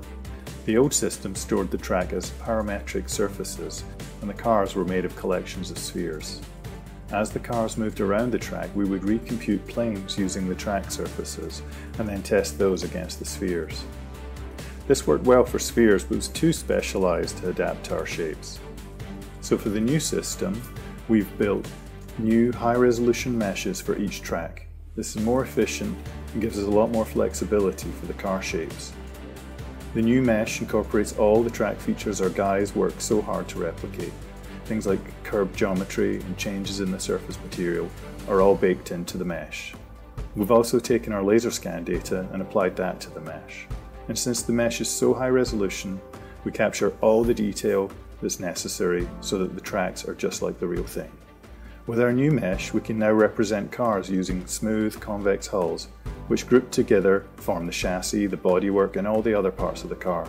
The new shapes are a much closer fit to the shape of the real car. During impacts, the shapes can deform according to the damage, and eventually they can break off as separate objects. All the parts, like wings, hoods, and wheels, can also hang from their joints, flapping and vibrating until they eventually snap off. All these changes are going to add a whole new level of realism to our races. If you want to find out more, please visit iRacing.com and check out my blog post for lots more details. Hi, my name is Greg Hill. I'm the Vice President of Art and Production here at iRacing. This damage project that we've been discussing is certainly a project that involved all hands on deck to pull off. We've got a rather sizable number of cars in our portfolio, and not all of these cars have been built with this dynamic damage system in mind. So what we had to do is one by one go through our race cars, and we had a team of 3 artists, a highly technical modeler, our technical art director, and our associate art director. All took on each car one at a time, and the work involved was researching that car, researching what would happen to that car if it were in a crash, depending on the forces involved in the crash, how severely it would be damaged, what parts might come off, what those pieces might look like when they're removed, what it would look like where the car is has areas exposed that were previously covered by bodywork. So they had to do a lot of modeling to each race car, and they had to do a lot of work to essentially set up how the car would react to forces. So essentially setting the strength of the materials. What kind of force would it take to rip off this side pod, for example? Or under what circumstances would this nose cone get ripped off of a car? Or under which would it remain, but just be badly damaged? But all said, it's been a lot of work, but seeing the car models interact with the physics system and the new crash dynamics is really exciting and really cool to see, and definitely makes all that hard work worth it. Hi, my name is Jose Diaz. I'm a visual effects artist at iRacing. I specialize in particle effects ranging from fireworks to water fountains, debris, crash, impacts, all in the service of improving the driving experience. So you have the main sort of new damage model that Richard's been working on. So that takes into consideration all the mounts and the chassis from the cars and which materials they are. And he's making all the calculations that tell you like, okay, it got hit from this one side and the strength of that impact is this certain amount of values. If you hit something, that means that this mount gets off, something breaks. This gets added on top of that to sort of complement what is happening there with things that you would see in real life when a car crashes. So typically in a car crash, you will see all these little particles of dust, metal, scratches that will take all that force and momentum and kind of explode in a way. And it's all being driven by how fast the car was coming, how hard the impact was against what. That will give you that sense of like, man, that person really crashed hard, or oh, it was just a small bump. Hi, my name is Chris Lurch. I'm one of the vehicle dynamicists here at iRacing. Our role in the collision project is to tune the collision properties of each and every car to ensure that they behave in wrecks as a real car would. And we've spent quite a bit of time going through literature from the automotive industry on the subject to make sure that we have panels that deform the way they're supposed to, both temporarily and permanently, that pieces that don't deform but rather just break at appropriate times in appropriate ways. The cars are absorbing energy the way they should and aren't sort of bouncing off the walls in crazy ways. The major properties that we look at are stiffnesses, which is how much a piece of the car deforms when a load is applied to it. And then we look at a couple of limits. One is the force limit beyond which the piece deforms permanently. And then the second limit that we look at is the brake limit, the force limit beyond which the piece will simply break. And then we also will look at damping, which is how much the piece absorbs energy versus how much it takes like a spring and can absorb as potential energy and then rebound back out like a basketball would.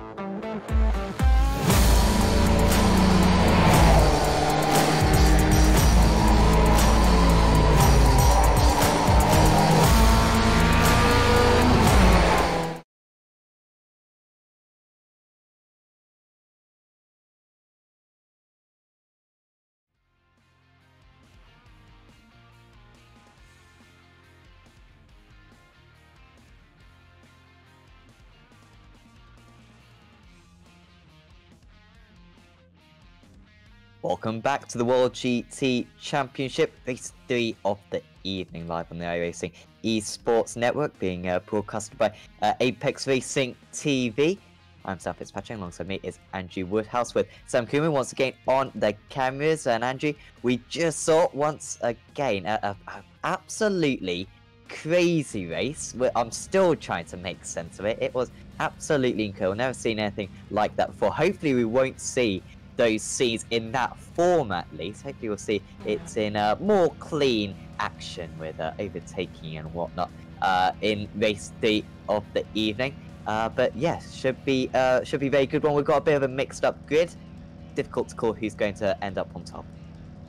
Yeah, I'm looking forward to this one. Adam Hedgecock starts his boosted with Savage Gaming car on pole position. Sindra Setsas just behind him for Core Motorsport. Then it's Christian Rose in 3rd. And then it's Andy Shield in 4th. Then it's Jamie Rushforth in 5th. 6th for David Baker. 7th for Carl Janssen. 8th for Alex Simpson. 9th is Simon Underhill. And then 10th is Josh Thompson. Jake Blackhall is 11th with Michael Hall in 12th. And 13th place is Daniel McCauley. Then Steve Lavallee in 14th for XVR Green with his teammate Richard Warming just behind him in 15th. Chris Daines is 16th. And then it's Michael Blake. Then it's Bart Delman. And then it's Jamie Ayres in 19th, Ben Hackson is 20th. 21st is Nicole Foggy, 22nd is Chris Wood, P23 is Lane O'Connor, and then it's Paul Smith in 24th. 25th is Stuart Atkinson, another boosted car, then it's Luke Clark in 26th. Ben Gregory with his Fitzstein Motorsport car in 27th. 28th is Ronald Moons, Huron Kaiser is 29th. 30th is Ross McFarlane, and it's Jason Rowe in 31st. Lars Van Ryan is 32nd, then it's Lee Woodburn, then it's Dion Phillips for 2XI Racing Cars on row 17, then it's Scott Malcolm in 35th, Rusty Laidler 36th, then it's Jesse Stevens. 38th is Johnny Brandon, then it's Clyde Whiting in 39th, 40th Morgan Butler, 41st Max Spooner, 42nd is Mark Woodhouse, 43rd is Ben Palmer in car 1, 44 is Steve Burke, 45th is Dave Janssen, 46th Robert Lundgren, then it's Michael Evdoka in 47th, John Roberts 48th, Dan Rusu 49th, 50th Anthony Jacobson, 51st Chaz Draycock, 52nd David White, Josh Rayfield 53rd, Lee Deemer 54th, 55th is Michael Gray, and then 56th is James Underhill. And we've gained a car since the start of the evening, Sam. Yes, I would like you to go through all the drivers to see which one of them has been added. Just guessing, I think it's Stevens. But I'm yes, just not. I'm that's not a certain. good. Yeah, that's a good one actually. Well, he wasn't in race 1. He was in race 2, however. Adam Hedgecock, then, very experienced on iRacing. I was looking at the iRatings out there as well. Highest one belongs to not Nicole Foggy, Carl Janssen, 7,573. Monstrosity of an iRating is that. Sindra Setsas is the 2nd highest iRated driver, then it's Josh Thompson, then it's Alex Simpson, then it's David Baker at 5,500. So I've got a lot of respect for the drivers who end up with iRatings like that. Mine still starts with a 1, so I can't really say anything. Mine starts with a 3. Hey. So there you go. There you go. Well, with a 4, but in decline at the age of 18. But there you go. It's his peak already, ladies and gentlemen. But yeah, Adam Hedgecock, I think the best thing for him to do with pole position being in the inside is to do exactly what Richard Warmingham did, back up the pack, and when he hits one of the straights, when he gets onto the straight, go, because if he goes, say, now, for instance, Setsas is going to have that wide line, he's going to have that momentum, so he needs to go pretty much now. Yeah, that's just about right. Here we go, Sam. He's under pressure still. Setsas, can he get into the lead? He's one of the favourites for this race, undoubtedly. We are side by side going into turn 1 at Watkins Glen for the final race of the evening in the sunset here.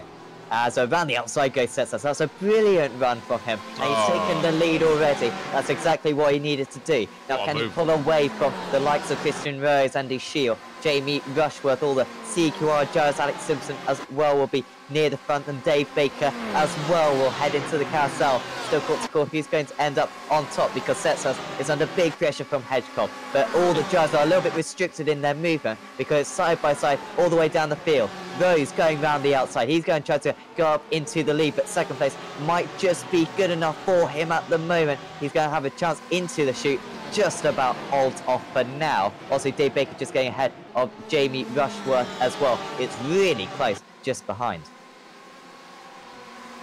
Very tough move to make on that one from Setsas as he went all the way around the outside of Adam Hedgecock. I tell you what, when the tyres aren't necessarily up to temperature and you're not quite sure about the brakes and things like that, then, well, you know, you're really throwing the...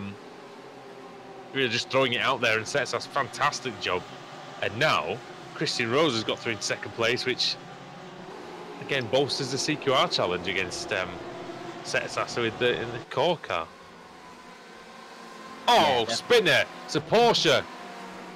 Paul Smith again, I think. No, it's not. It's not Smith. It's Daines. It's Chris Daines, who won race 2. Well, I did say earlier on how it might just be his peak. Well, I think he's going to be dropping down the order in the championship a little bit after this one. I'm not unfortunate for him. Blackhall, wow, down the order. He was running around the top 10. Whoa! And he seems to have quite a bit of damage. There was a slightly questionable rejoin in there as well. Quite sure who that was. Jumped in pretty much right in the middle of Smith and co, I think. Here's Janssen in the core car. And that's Simpson on the outside of him. Car 88 is Simpson, and Janssen is car 92. Yeah, and Thompson just behind these guys. So Thompson briefly, I think I saw in the first half, briefly got ahead of Simpson, then lost it straight away, and he's trying to make his way back through. So he's actually lost the pace to... Yeah, oh, I think Simpson got past Janssen. Now Thompson's got to steer safe. These guys, of course, super quick. Well, Simpson putting up a good fight out there. Look at Baker having a look at Rushworth as well. Janssen defending here from Thompson, defending quite hard actually into the heel. That's Andy Shield, rhymes with heel, I guess. Who's in 4th place behind Adam Hedgecock, just ahead of Rushworth, and some issues going on down there. I think it might be Ben Gregory, Sam. Yep. Dropping down. Well, he's still in a decent position, I think. I think he collided with Paul Smith. Yeah, this driver spun across and Gregory with nowhere to go. Got back going, but I wondered if he just tapped Smith just before the. I wonder if he just tapped him. I think that. Oh, there's a secondary crash as well, a boosted car. So yeah, can't get the drivers these days, can you, Sam? Poor Ben. I tell you what, he'll have me for that one. But yeah, but Ben Gregory, I tell you what, when he either makes a mess of it himself, or it's absolutely not his fault. There's nowhere in the middle.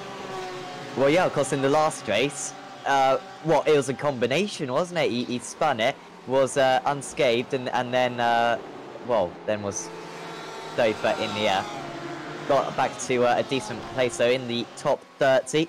Well, of course, not a good race. But him, Adam Hedgecock, dropping down the order. He's down into 6th position now. And this is on. Is this a theme? Is this Gregory again? Oh, into the carousel, loses it. Oh, and there's a car wide as well. Ferrari off ahead of him. Oh my word! How did everyone miss him? He does well to get that out of the way. Actually, get that over near the tyre wall. But that's down to 48th for Gregory now. Yeah, and with quite. It was Stevens that was off at the carousel. Sorry, Sam. Yeah, so I was just going to say, with quite a lot of wounds as well to show for it. So, yeah, going to be a bit of a painful end to his race. 15 minutes to go in this one. And still out in the lead, Sindre Setsas. And he's got about a 0.6 of a second lead over Christian Rose. They're pulling away from Andy Shield and Jamie Rushworth and Dave Baker as well. They've got a massive pack of Hedgecock, Simpson, Thompson, and Coate. Foggy making his way up through the field. He could be at the back of that pack, certainly by the end of this race. I think he's not going to catch up to the likes of Simpson and Thompson by the end of this one. but he's putting in a good performance, and he's got a couple more drivers to get past in this pack, and then he'll be on to the next one. Shield has got past... No, it's just ever so close there amongst these drivers. It's about 1/10 of a second. CQR amongst all each other. Well, really, they need to stop fighting amongst each other and go catch the top two, because it's possible for them. Instead, they're kind of wasting themselves quite a bit of time. Shield having to defend from Baker and Rushworth. Simpson and Thompson side by side as well. This is a replay of Nicole Foggy in the carousel, battling away with the Team Mad car, and Foggy goes off, and he spins, and there's a was that Janssen that was off as well in front of him? Separate incidents, maybe. There was an XVR driver who went into him. That could have been Warmingham or O'Connor, maybe. Not quite sure. I wonder what happened to Janssen, because he was spun. I wonder if that was just a spin for him. There he is, in fact, the Swede. Oh, he got hit. Got hit by the CQR car. And there's Foggy, wow, and then he gets hit on then another car goes off onto the grass and wipes him out. Yeah, that was the other XVR driver, so yeah, not good few moments for that team. Absolute scenes at that corner there. Now, speaking of which, Baker, Thompson, Rushworth, Simpson. I think Thompson's around the outside there. He's just got past Alex Simpson next. So next up is Rushworth. Shield, well, it's best if he just ran away right now, but I'm sure he hasn't quite got the pace to do that, otherwise he would have already done so. As, yeah, Rushworth just defending off Thompson. Thompson's now got past Baker. Now, how fast can he get past Rushworth now? He's going to go for it straight away, but thought better of it. How far is Thompson off the lead? About 4.5 seconds. It's possible if he can get this done right now, he might be able to win this race today. But now, Thompson is under pressure, so deep on the brakes though, and fends off the CQR driver of Dave Baker. Alex Simpson yet to make that move. Yeah, the driver off. As Rushworth right on the back of Andy Shield. Shield on the podium, 4th for Rushworth, 5th is Thompson, 6th Baker and 7th Simpson. Then it's Hedgecock in 8th, who's still hanging on with these guys. So it's a credit to him. These are some very, very fast drivers indeed in front of this race. What's the gap at the front? Is it? What is the gap between Setsas and Rose? It's 4 tenths. In fact, Rose has got to run up the hill, Sam. It might be it for him.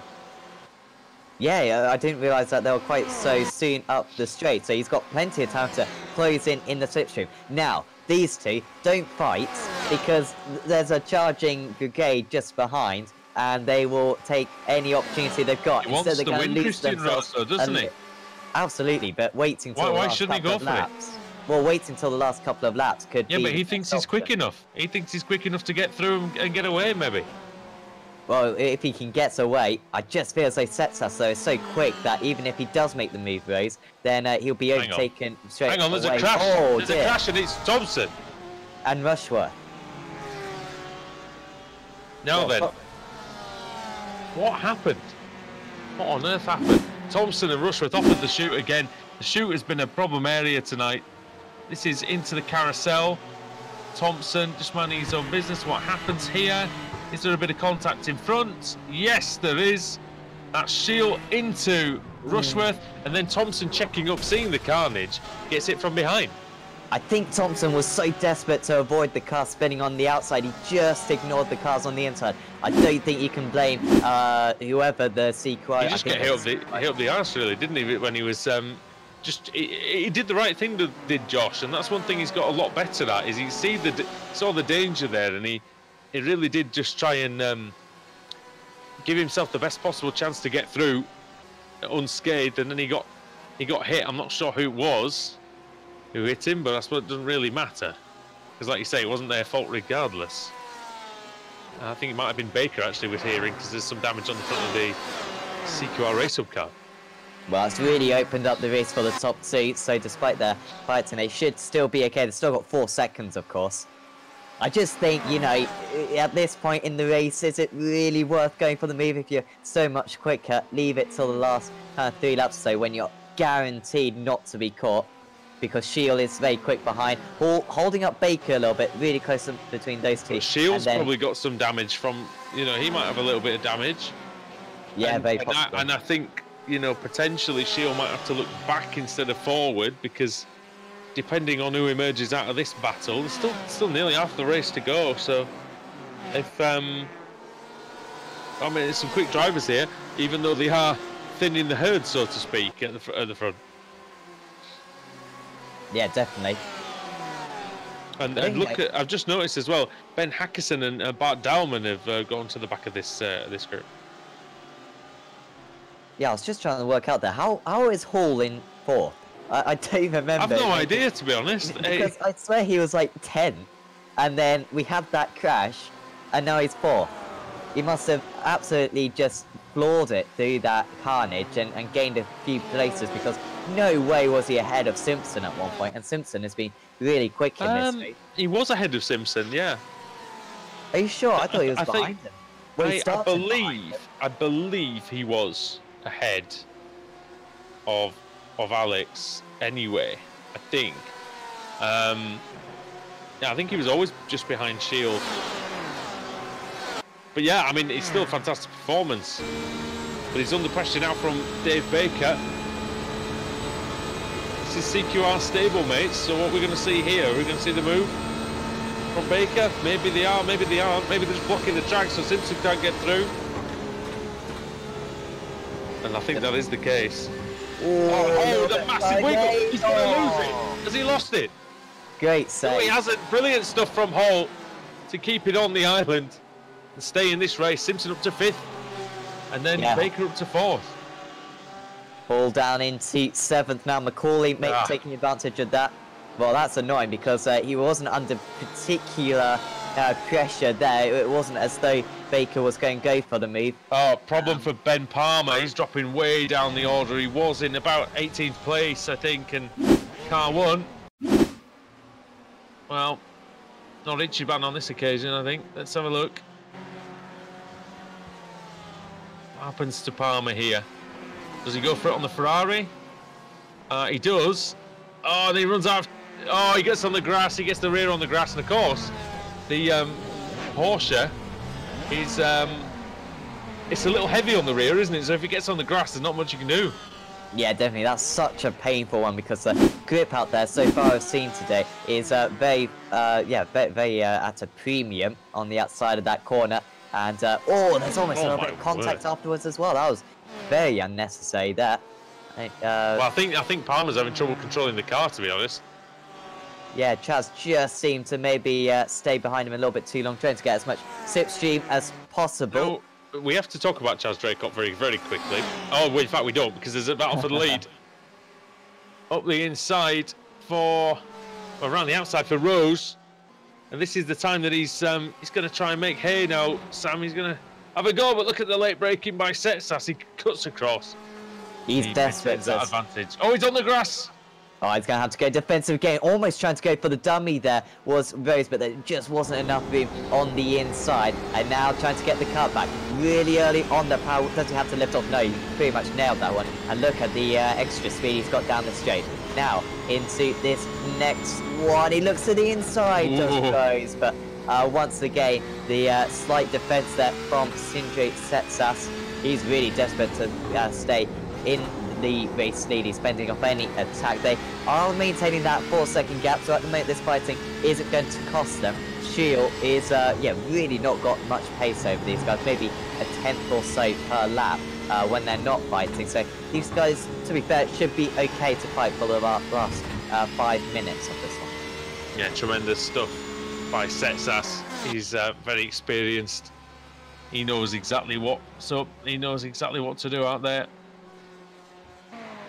The evening sun descends in the New York sky.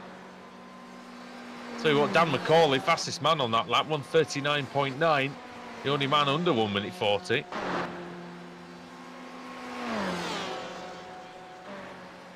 He's closing on Shield. It's still 2.6 seconds though. Now here comes Rose again. This is his strongest part of the track, Sam, and he's going for it again. Yeah, he's so good with the stitching. Seems to get a really good run out of turn 1, and he's just been cut off a little bit there by Setsas. Setsas would have been told by his spots that, you know, too wide and then... Oh, no! This is in front of the leaders! No! Oh. My God. Who was that? I have no idea. Spooner. Max Spooner, who'd already had a couple of issues and gets out of the way. Hopefully he won't make contact with anyone. No, he's just got a suspension damage, hasn't he, after that? So I don't know. Oh, he's going to have to try and bring it over, but I don't think he can. It's going to be a bit dangerous. It's almost like I don't want to watch, but I don't want to turn my eyes away from this. Oh my goodness. Well, he's not too far away from the pits. Of course, with these drives, they do get a fast repair, so I quickly check. Yes, they do get a fast repair. So getting back to the pits, and if you get back to the pits, you can still stay within about 2 laps of the race win. This is Jason Rowe. Underhill and Laidler! Oh my God. Oh, and Laidler spins. Well, that looked a bit weird, didn't it? Yeah. Not sure Rusty was having that. Not sure Rusty was having that much fun there. Let's have a look at this again. He's approaching. Who is that he's alongside? Oh, did they not know he was there? Or did they just keep pushing? Not sure. I think they got stuck together, didn't they? Yeah, I think. Well, Good in spin turn, I have to hindsight, say though. in hindsight, maybe a little bit more could have been given by all the drivers there. But really, in that way, you just got to stay as straight as possible and not come across one another, because, well, it's not worth the risk when that can happen. More side by side. Hall trying to come back. Well, he's not giving up, is he? Dave Baker, the victim this time. Hall up into P6. He hasn't dropped too far. Simpson either, just ahead. And, Baker's not going to be happy if he can't get that 6th place. I will say that. Richard Warmingham's had a problem. I think Jeroen Kaiser might have crashed as well. Potentially. Let's see just quickly what happened to Jeroen Kaiser. Dutchman is in the carousel. Oh, that car did not like him at all through there, did it? Understeer, oversteer, everything, and then the rear went. Trying to catch it. Oh, big dive up the inside as well from the Beast. Is it the Beast car? Oh, there's a spinner. Sure. And that is Stephen Burke in the Beast Racing Porsche. Difficult race 2 and race 3 for Stephen. Wow, I always get terrified when the cars come across there. And so many times we've seen that end up in tears. Yeah, always expected. But Steve Burke will get back to the pit and should still be classified. The drivers seem to be judging this fairly well today, I must admit, and just about getting away with it. This is Hall, Hackerson, Baker, and Bart Dowman. Oh, what? So, well, I was getting too excited. The Ford was a little bit on the grass, and I thought he was going to absolutely wipe out everyone. That was Hackerson. And thought he was going to wipe out Hall there, but no, it's still fine. Baker, yeah, dropped another place then, so not going well for the season. Well, I tell you, Ben Hackerson, he, I'm pretty sure he won one of the most sensational races that we've had on the channel. I think in the BSRTC potentially this season, and it was at this circuit. I believe he was about 6th coming into the last lap, and I think he won because everyone else binned it. Well, he'll be. I can't remember whether it was here or Motegi, but that doesn't matter anyway because Sindre Setsas is coming across. He's going to take the win here, and well, that's a great start for him. Setsas, he really kept Christian Rose at bay, and multiple attempts from Rose. And he just couldn't quite get it done, could he? Yeah, and he's going to be right up at the top of the championship, I think, now. Him and Simpson, Macaulay's had a good day, Shields had a pretty good day, Rose has had a good day as well. But of course, you know, Brandon, Foggy, Thompson, all with poor days, all with DNFs at least. Yep. Meanwhile, these guys kept it clean. And, well, I'll be fascinated to see the points. Of course, very early on in the season, I ought to know how many rounds there are of this championship. But there are many of them. So will be plenty of time for the other drivers to come back. But certainly a very good day for Sinjay Setsas. And well deserved as well for the Norwegian. And once again, Watkins Glen gives us some really good racing. I mean, that last race was really good. There wasn't an absolute load of overtaking, but everything was really close. The drivers gave each other, in most cases, enough space. Yeah, absolutely. But yeah, it was good. I think that race 1 in particular was quite incredible, and then race 2 for totally different reasons, and then that's race 3 was almost a little bit of a combination with a few incidents out there, and it was also great to see. I was a bit concerned that maybe Thompson would be able to find his way near the front, but he only got 1 top 5. And it kind of shows how, with the strength and depth of this field, when you get those reverse grids of 15 cars, the 15th best driver is so good that they've got the capabilities of hanging on to the lead for the whole race. So I think through the season, we're going to see a lot of different race winners. And I don't know about you, but it seemed a little bit harder to overtake in this third race. I don't know if it's anything to do with the slightly cooler temperatures or what, but yeah, it definitely seemed a little bit tougher. But it made for a great race, and Setsas again just clean start and just did not bow to the pressure. Absolutely not, and he was really under pressure from Christian Rose, but those two are the top 2 in the end from race 3 here at Watkins Glen. Andy Shield finished a strong third, actually got to the head of that big pack that we occasionally saw, and kind of just held on for it from there. So actually a really good drive there from Andy. Dan McCoy somehow found himself in 4th place from 13th on the grid. Great effort. Alex Simpson was in 5th, got a good start, but really failed to make the progress late on. There was Michael Hall, who don't know how he got up to 4th at one point, finished 6th. That's good for him. Ben Hackerson in 7th after starting 20th. All these great drives that we couldn't really fully appreciate because of all the action going on. But well done to Ben Hackerson as well. Dave Baker fell down in the play stage, he'll be a little bit frustrated, but Dillman had a great job. Ross McFarlane up 20 places. Adam Hedgecock was in 11th. Johnny Brandon from 38, 26 places gained to 12th.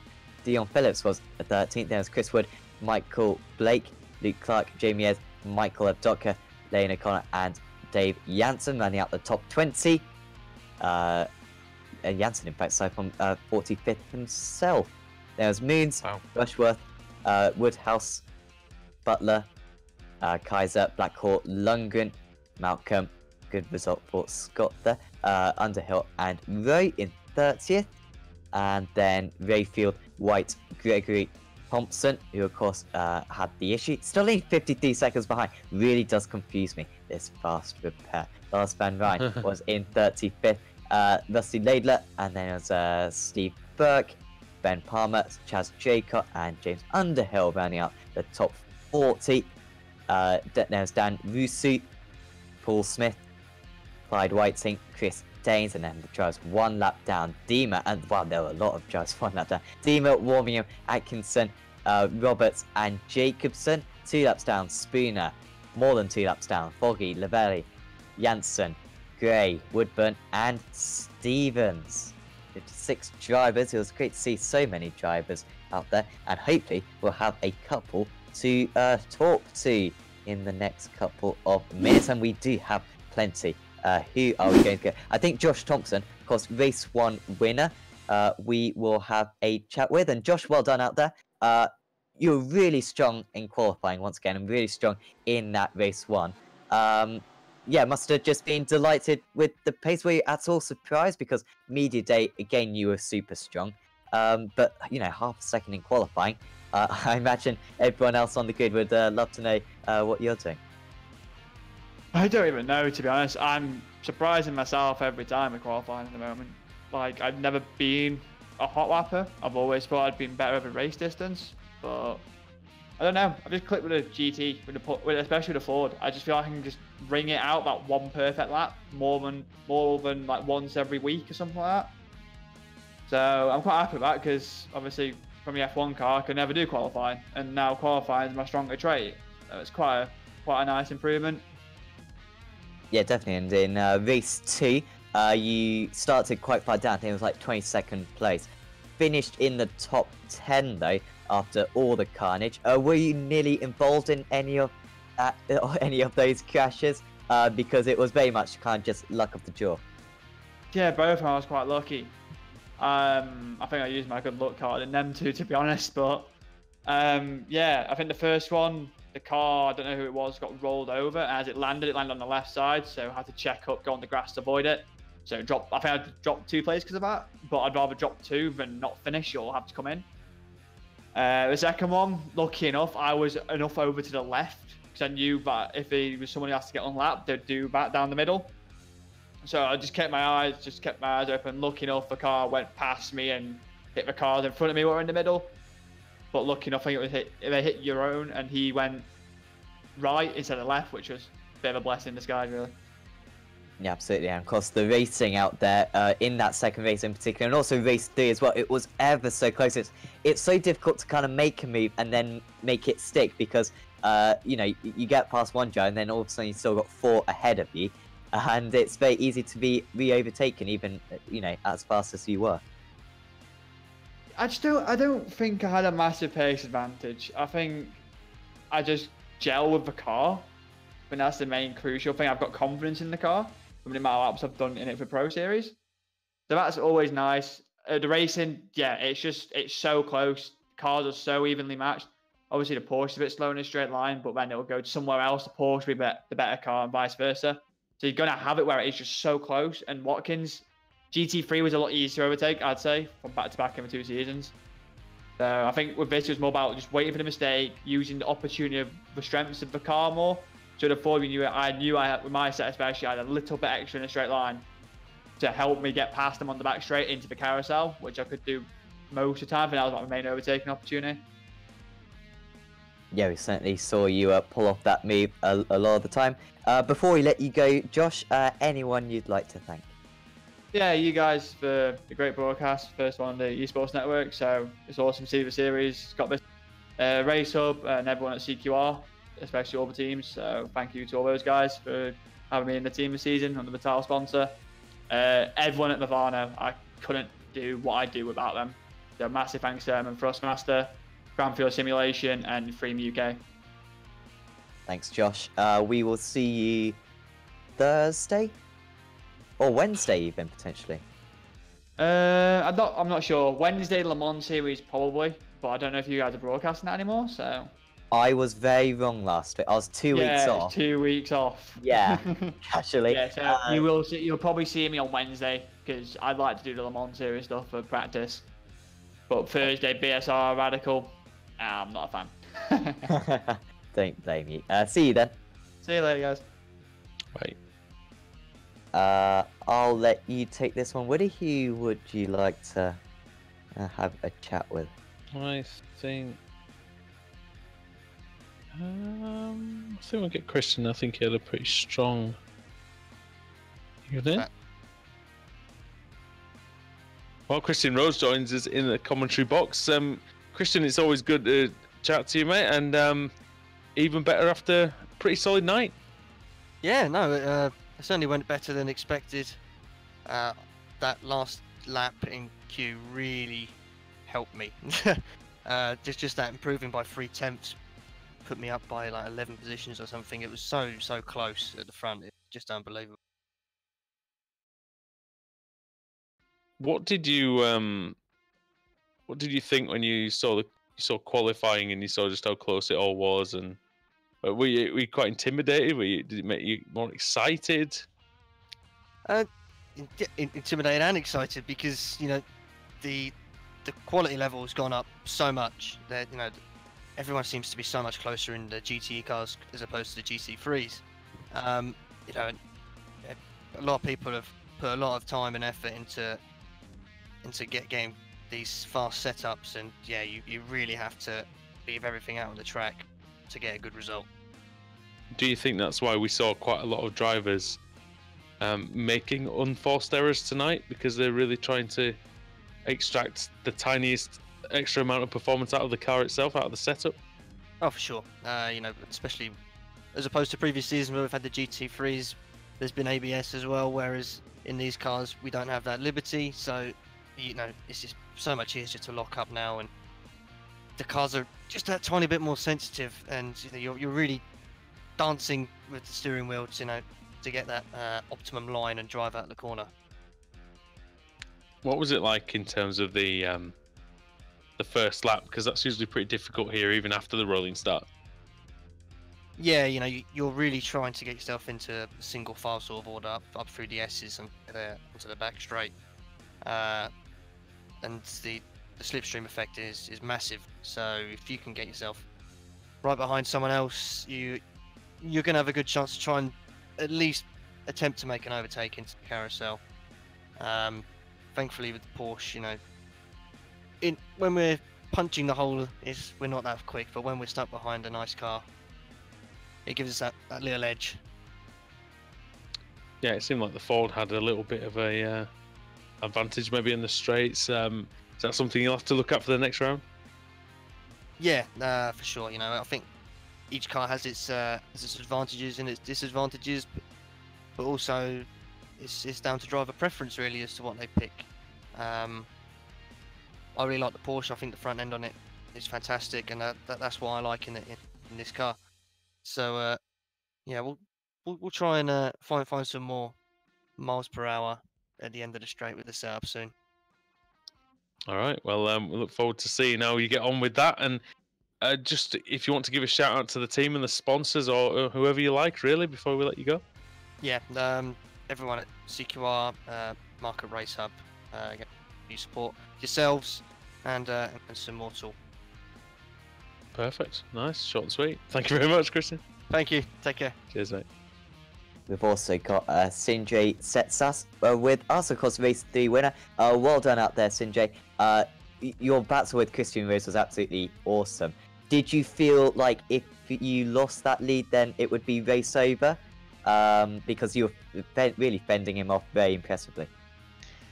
I tried to do everything I could. It was really hard fought. I think I might have been able to get back at him, but I didn't want to take any risk because dragging the Ferrari around there was very hard. It's not really Ferrari track, this, is it? As it likes the tighter corners, doesn't it? Really? Yeah, give me some curves as well. This was just I was completely lost in terms of setup. Like yesterday night, I did some laps and it was like I tried pretty much every spring rate and every ARB and nothing did anything. I didn't go any quicker, I didn't go any slower, no matter the combination of springs and ARBs. So yeah, I just ended on this, which kind of worked. Of course, next week is Road America, which unfortunately will be a little bit more of the same as Watkins, Glen. But is that one that you historically, go quite well around? Probably one of my weaker tracks. I think it's maybe slightly better for the car I'm in than this, but it's gonna be very hard there as well, trying to battle the Fords and the Porsches, which seems to be just so much quicker in pretty much any corner. Yeah, that certainly seems to be the way at the moment. But of course, coming out of this one, with your 3 strong results, you'll be pretty near the top of the championship.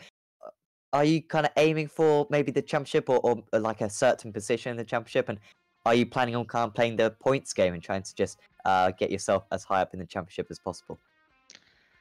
Well, I'll battle it out as long as I can. And if I see that I just get hooked off the championship, I would just continue and race for fun. But up until there's like an opportunity to go for a championship, I'll try what I can. Yeah, we'll certainly wish you the best of luck. Before we let you go, Sinjay, anyone you'd like to thank? I want to thank all my teammates at Corsim Racing. It's been a great few weeks I've been over there. Also want to thank Kenny for sending me the setup that I nearly went with in the end. Did some tweaks, but it was a good baseline to start from. Thanks, Sinjay, and we'll see you next week. Yeah, see you. I think we will have one more interview, shall we? Yeah, go on, why not? Anyone that you we'll grab Mr. Simpson, why not? Always a good one. Mr. Simpson. Hello. Welcome to the commentary box. No. I tell you what, that was some pretty tricky stuff out there at times, but you navigated it pretty well over those 3 rounds. Yeah, pretty happy to come away with 3 finishes, 3 good results. Yeah, some great racing today. Got some work to do, that's for sure, but to come out of the first meeting with in a good position, I'm happy with that. Tell you what though, that Apex UK 4 GT does look the part out there, and it looked like it was giving you a good platform to be able to work from. Yeah, it is. It looks really nice. Chaz did a screenshot last week when we were at the media day. I'll tell you what, it looks absolutely lovely. It's going to be a shame to see that livery go. We're just waiting for our new ones to turn up. But yeah, so be a farewell to it. But yeah, that really did pop. So it's nice. I don't think it's ever been raced in anger actually. So at least it's giving. It does look a lot different. Does look a lot different to everything else out there as well. So hopefully the new one will stand out as much as that. But we're not just here to talk about paint schemes, although we could do that for quite some time. Take us through race 2. Take us through the weirdness of the safety car and what happened after. Yeah, so I mean, good call on the safety car. I mean, obviously the crash happened probably 3 or 4 cars ahead of me. And I couldn't really see it or hear it. Is that the initial?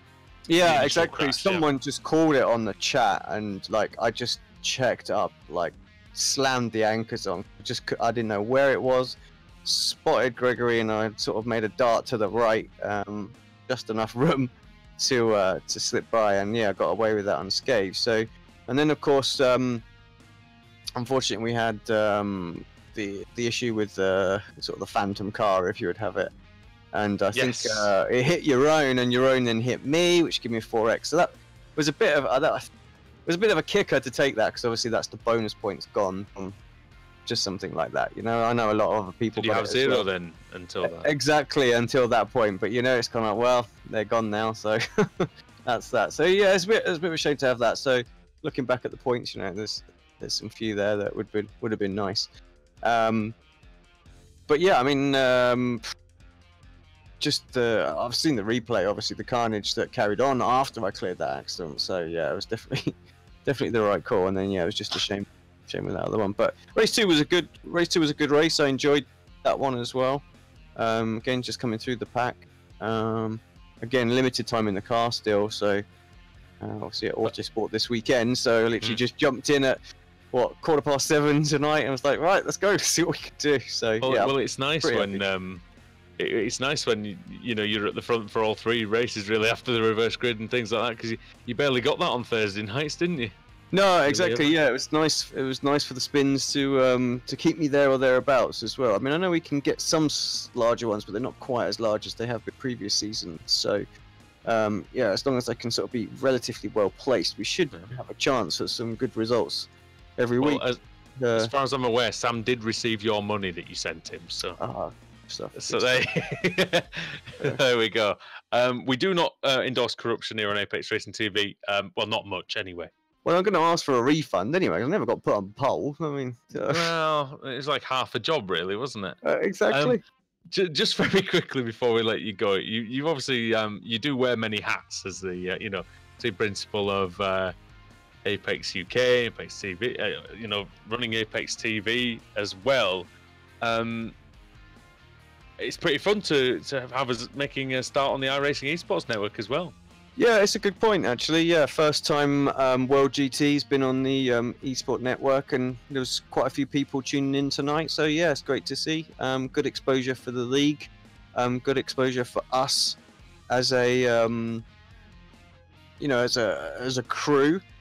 Just showing that we can do things other than the the BSR style format. I mean, I know this is very similar, but yeah, GTE, and it's quite different, and tailored the overlay to look quite nice as the league want. So yeah, I'm looking forward to seeing well, basically watching all 3 races back. I think it's going to be exciting to watch, and obviously it was a good one. Thank you for yourself and Smooley for stepping in, as Adam had to nip to work. But yeah, what a great I shouldn't call you this, but what a great B team, what a great sub, super subs. You guys come in. It's a strong bench. It's a strong bench.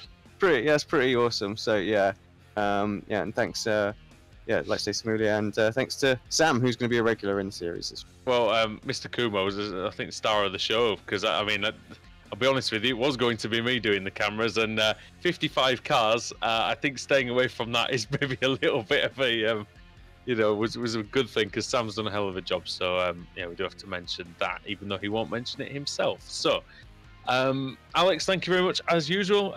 Stick around with us in the commentary box for a little bit as well. But yeah, Mr. Fitzpatrick, that was a hell of a meeting. It sure was.